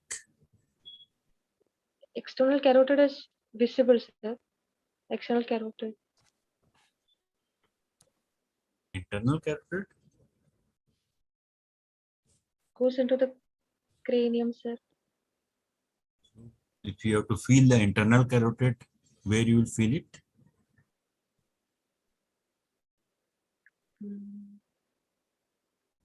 Internal carotid. Sorry, sir. You will feel it in the tonsillar fossa. Okay, so it is not visible in the neck, but you have to feel it. You have to put your finger in the tonsillar fossa. There you can feel it. Yes, sir. What is the relation of like a big thyroid is there to the sternocleidomastoid?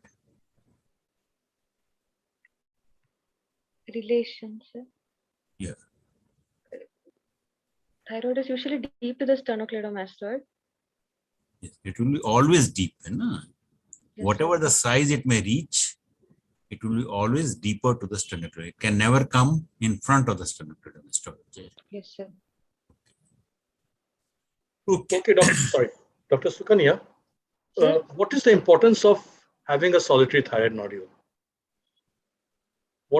How is solitary thyroid nodule different from other thyroid nodules? As a surgeon, what concerns you when you see a solitary thyroid nodule? Or what is, okay, let's come to the definition. What is a solitary thyroid nodule? It is an in an otherwise normal gland, there is a single palpable nodule.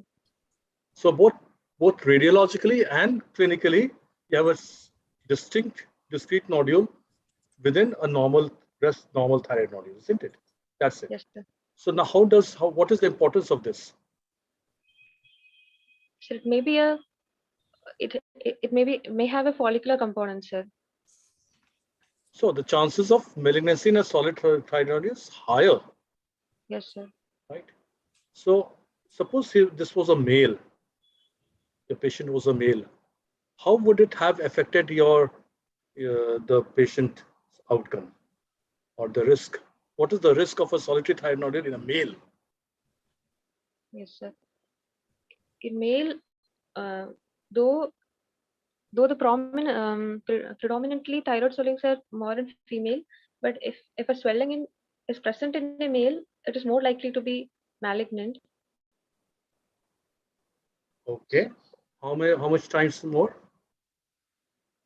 I'm not sure, sir. So it's almost 4 times. 4 times more. And presence of the solitary thyroid nodule is also much more commoner in a male rather than a female. Yes, sir. Okay. So what do you think could be the cause of, what are the common causes of a solitary thyroid nodule, pathological causes? It may be a benign swelling. Okay, so what benign swelling of a thyroid is generally presents as a solitary thyroid nodule? Can be an adenoma. Okay, very good. A thyroid adenoma. Yes, sir. Maybe any cystic swelling. Okay, it could be a thyroid cyst. Yes, sir. Okay, what else? Maybe a dominant nodule in a multinodular goiter. No, we've ruled that out. We are talking only of solitary thyroid nodule. Yes, sir. What other? We said of malignancy. Now, what malignancy is common? Follicular neoplasm. No, it's papillary still. Papillary is the most common, and even in a solitary thyroid, it's papillary. Yes, sir. Okay. Yes, sir. Okay. And it can be a localized abscess. It can be a thyroid abscess. Yes, sir. Okay, so these are the causes. Okay. Sir. So, what percentage of solitary thyroid nodule is benign?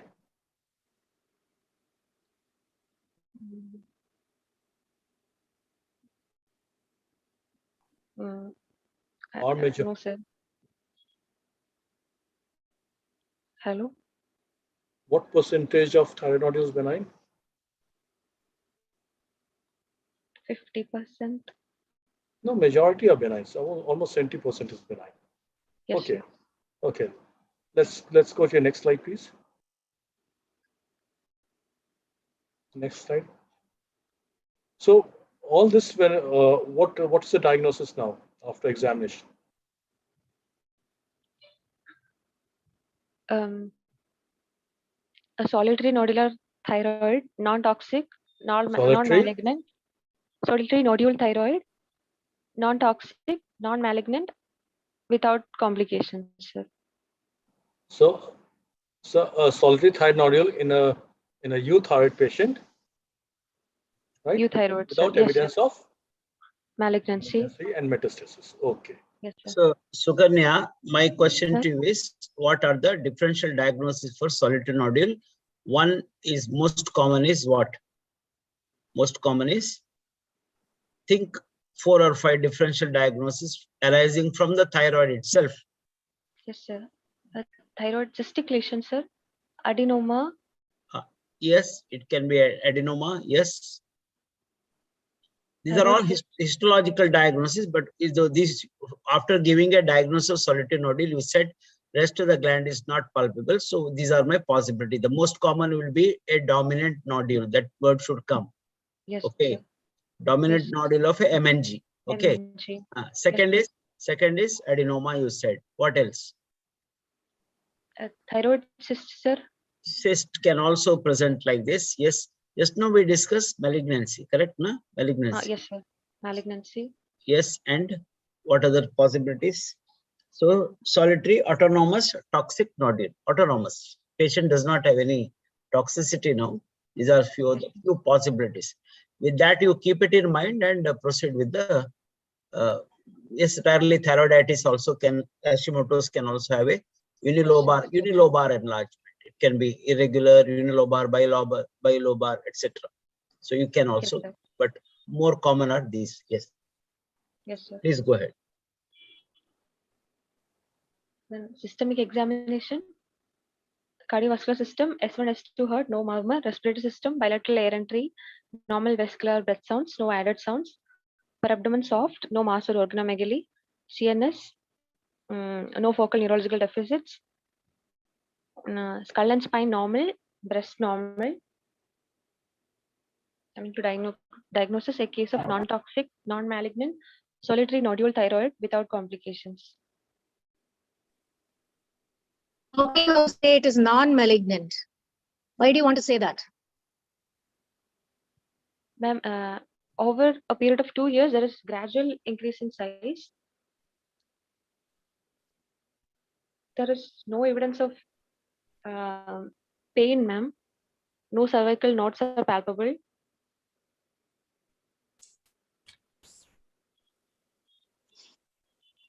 But it's better not to say non-malignant because despite all this, it could still be malignancy. Yes, ma'am. So better to say it's a non-toxic solitary nodule thyroid. And whatever the differential diagnosis, Rajagopal Shanoy sir has just mentioned the way you should say the DD. So don't be too fast in committing to a non-malignant diagnosis. Yes, ma'am. Sukanya, I do agree with ma'am. We cannot give a histological diagnosis on clinical examination. Yes, sir. You said skull is normal. So what do you expect in skull in such patients? Bony metastasis, sir, in papillary carcinoma, pulsating. Papillary carcinoma. It is follicular carcinoma. Follicular carcinoma. Yes, Follicular. Yes, yes. And how will be it typical like? a pulsating metastasis in the skull, sir. Yeah, fine. Go ahead. I'll proceed with the investigations. Routine blood investigations, X-ray chest, neck, AP and lateral, ultrasound neck, FNAC from the swelling, indirect laryngoscopy, and thyroid profile. In which order would you like to do these tests?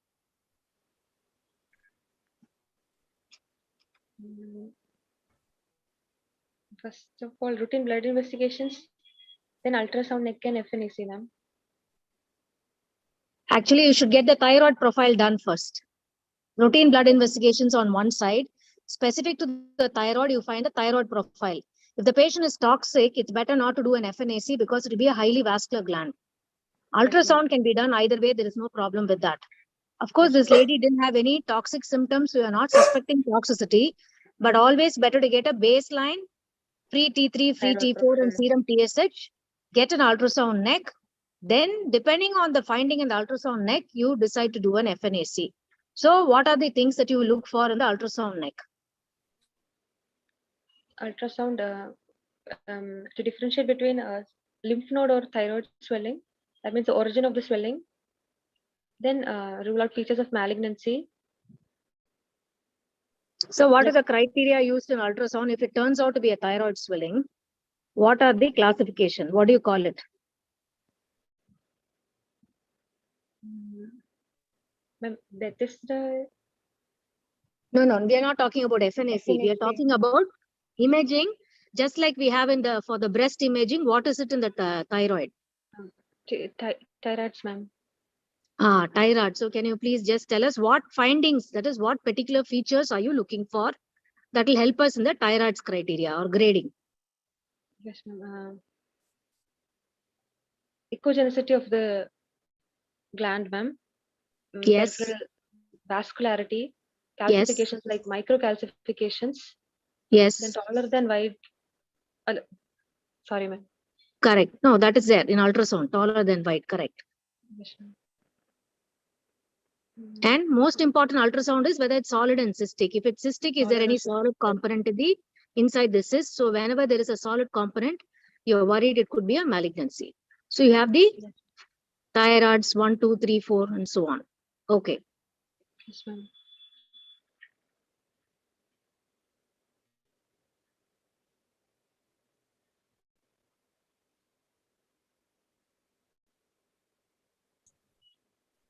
In this patient, you are suspecting the patient is having the non-toxic goiter. So will you go for the complete thyroid profile in this patient? Yes, sir. TSH, free T3, free T4. So you want to carry out all the tests in a case where it is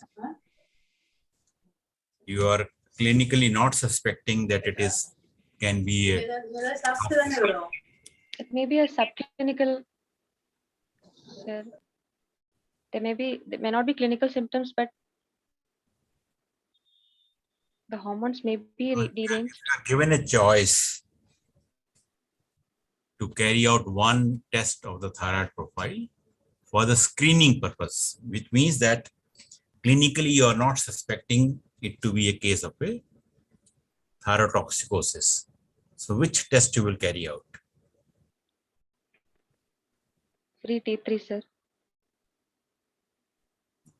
You will carry to the TSH. Yes, sir. The TSH is the most important, especially, there are several generations of the TSH. Now it is the third generation which is there. If you carry out that TSH, that will tell you that does that patient is having any either the hyper or the hypo. Yes, sir. And once there is abnormality is there, then if you are given a choice, free T3, free T4, total T3, total T4, which one you will do for out of those four? Free T3, sir. Do free T4. Free T4. Okay, if you are given a choice, otherwise you carry out all full of the thyroid profile. But if you are given a choice, you will first carry out the free T4. T4. Yes, sir. You carry out the neurological examination in your patient? Sir? Have you carried out the neurological examination in your patient? In systemic examination? No focal neurological deficit. I'm looking for. What are the various neurological examinations which are carried out in a thyroid patient? In proximal muscle weakness, sir. Yes. We can look for any muscle wasting. Yes. Which muscle group? You said proximal muscle, no? Yes, ma'am. Will you do any tendon reflexes? Yes, sir. Tendon reflexes in hypothyroidism, tendon reflex will be slow. And in hyper, it will be brisk. Brisk. Yes, sir. Group of muscles. The proximal girdle, proximal muscles. So it should be the shoulder girdle and the pelvic girdle. That's what we have to concentrate on. There will only be the weakness. Yes, ma'am. Will you check for the tremors? That is also a neurological problem, no? Yes, sir. What is tremor? Will be in, involuntary shaking movements of extremities, hands and tongue. Shaking movements. Okay. What type of tremor you get in the thyroid? Hyperthyroidism. Fine tremors of hand. What do you mean by fine tremor? What is the difference between coarse tremor and fine tremor? It doesn't hinder with daily activities on it. No, that is what fine tremor or coarse tremor you said. It can be intentional tremor, positional tremor. So that what type of tremor it is actually. So fine tremor, you look for the frequency and the amplitude. Yes, when there is a frequency is more, but amplitude is less, you call it as a fine tremor. Is it a physiological tremor or non-pathological tremor? In thyroid, what do you get? Due to increase in the hormone level, sir. Yes, it is something like normally when you are getting anxiety, when you are going for exam, you will get a mild tremor. That is due to the increased catecholamines or adrenal secretions or sympathetic overactivity. The same exaggerated physiological response because of the sympathetic overactivity, which impacts on the oscillatory movements. So that is why you are getting tremor. So it is a normal physiological response which is coming in an exaggerated way. You are getting in a tremor. So that is also a part of neurological. When you say proximal muscle weakness, how you are going to test for them? When the patient is there, how you are going to, instead of asking the history, how will you check for that? By asking the patient to stand up from a squatting position. Very good. Then, Madam said the shoulder girdle will be also affected. Ask the patient to raise the arm above head. Comb the hair. So that is there's various ways to check that. Yes, sir.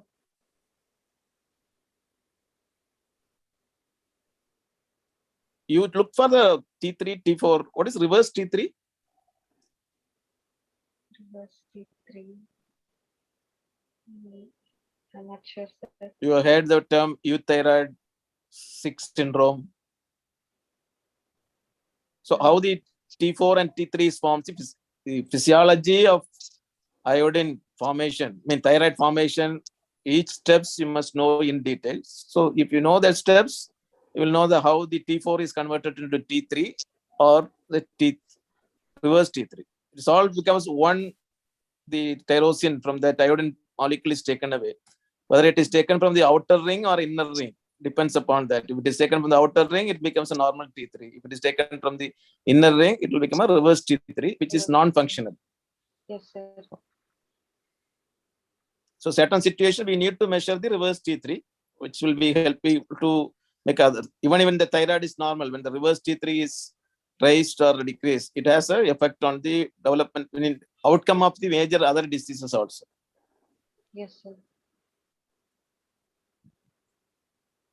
Sukanya mentioned here video laryngoscopy. Okay, given a choice. Yes, sir. You are hearing? Yes, sir. You are there. Okay, yeah, that's in that order. Yes, I think better to put ultrasound first as soon as the patient comes, unless you suspect a toxic. No doubt you will definitely do the thyroid profile. So I think you could have also added a word quadruple assessment, like you start from triple assessment for the breast, you go for a quadruple assessment. Okay, please go ahead. Yes, sir. Yes, sir. And for management, I can go for surgical options, sir, like hemithyroidectomy. So it depends on your FNAC finding, right? Your ultrasound and FNAC. Yes, ma'am. So the ultrasound says it's only a solitary nodule, and your FNAC shows a lot of nuclear grooving, intranuclear inclusion bodies. So what would be your diagnosis? Okay. We suspect lymphoma, ma'am. Hey, you can't get more clues than this. Sukanya, that is what happens in a MS examination. No, you would have thought that I'm going to tell now multinodular goiter, so I will do this. That's why madam asked, So I asked you the differential diagnosis. So each one of them, you should know the FNAC finding, whether it's an adenoma, papillary carcinoma, follicular carcinoma suspected, MNG, all that thing. There you have got the answers. So what is the answer for this now? Nuclear grooving. No, you're not read. I think you should really pay attention, go to the Yes. pathology lab, look at the slides of Yes. every of your patient, discuss with the pathologist and learn. There are supposed to be 8 classical features in a FNAC. You can diagnose papillary carcinoma thyroid. Yes. Which malignancy you can't diagnose on an FNAC? At least that you should know. Follicular carcinoma thyroid. Why not? You can only see its follicular cells, ma'am. Why you can't say it is carcinoma? To differentiate that, we have to look at the architecture, like capsular invasion. That is not visible in FNAC. Only capsular invasion? Only capsular or what else? How does it spread, man? Follicular carcinoma? Vascular, ma'am. So capsular and vascular invasion cannot be seen in a cytology slide. You need a histopathology for that, isn't it? So you cannot. Which are the malignancy you cannot for sure say using an FNAC in the thyroid? Which all can you diagnose? Which all you cannot diagnose? Follicular, yes. Any other malignancy you cannot diagnose using FNAC? Just now you mentioned it. Lymphoma. Huh? Yes. Lymphoma, ma'am. Lymphoma, isn't it? Lymphoma will just show you abnormal lymphocytes. You need to know a histopathology to make out what kind, is it lymphoma at all and what type. Okay, so this is papillary carcinoma of the thyroid. You said there are no regional nodes. Ultrasound doesn't show any regional nodes. How will you manage this patient now? If FNAC comes as benign. I'm giving you the FNAC as papillary carcinoma thyroid. Listen to the question. Yes. Now what will you do? I'll proceed with total thyroidectomy, ma'am. No, go in an ordered way. Why don't immediately jump into that? Suppose it is less than 1 centimeter tumor, no risk factor. Is it mandatory you are going for a total thyroidectomy? No, sir. No, it is easier for undergraduate level or the postgraduate when you say total thyroidectomy. That is a better answer. But now there is definite guidelines. Is less than 1 centimeter, no risk factor. You can hemithyroidectomy is okay. More than 4 centimeter, it is all. Only you have to look into the various other criteria, either AGS or your protocols you have to follow. So your case, you can say it is what you prefer is total thyroidectomy. Yes, sir. What are the other criteria? Sir mentioned few, no? Prognostic criteria or decision-making criteria in thyroid tumors. Yes, ma'am. Huh? Lymph node metastasis. Illama, sir mentioned, no? He said AGS criteria. What does it mean? You have any idea? No, ma'am. Okay, please read up. Okay, a lot of AMES, AGES, MACES, MACIS. So many criteria are there that will help us decide on the management of patients with thyroid malignancies, differentiated thyroid tumors. Okay? Yes, ma'am. Yes, ma'am. Okay, can you, one question on staging What of is thyroid? de-differentiated thyroid tumor? Yes, sir. Okay. What is de-differentiated?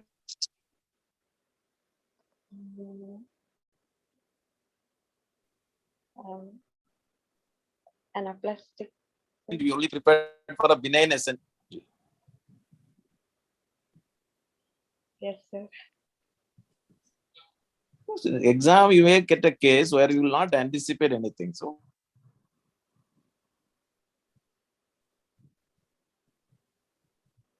De-differentiated. opportunity is given. It is not the case which is given on the spot. You are taken the case and you are preparing. Spend some time in wide reading. Sure.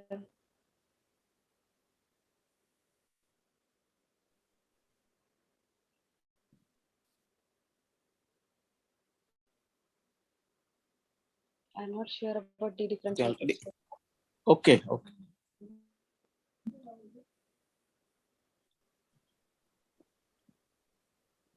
I think Kanagwal sir has already sent a message. No? Thanking all of us.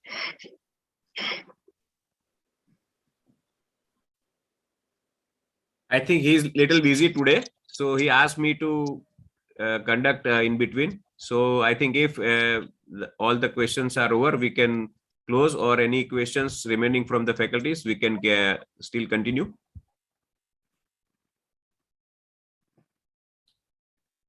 The only question or only comment is she should read about malignancies of the thyroid also for any thyroid swelling, and staging of thyroid cancers, how it is different from other tumors. She can read it up, sir. Thank you. Yes, madam. Thank you very much. Thank you. Thank you all faculties on behalf of PG Clinics and Kanagwal sir. Dr. Sukanya, do you like to ask? Will you like to ask any questions from your side? Sir is not. Sir, yes, sir. Sir, Kanagwal sir, are you there? Kanagwal is not there, so he is in Rajamundry. Yes, sir. He sent me message that in between, if I am not there, please carry on. So today I am trying to mimic him. You can close it. Yes. Thank you very much. And Sukanya, take the words from all senior faculties very seriously. Read all the topics, particularly pathology in cases of all malignancies. If you read pathology, probably you'll be able to understand so many diseases, clinical criteria, as well as the manifestations and management. So please read, right? Take it positively. Thank you very much, all faculties. Thank you very much. Thank you. Thank you, and thank the two students for their nice presentation. Thank you very much. It requires a lot of courage. If anybody will have difficulty, because we are standing on the border and they are firing from all around. It's very difficult. I must appreciate both of them. Yeah, I think they courageously took all the questions very well. Yes. All the best. Thank you so much, all of you. Thank you. Good night. Thank you. Good night. Good night, sir. Good night, sir.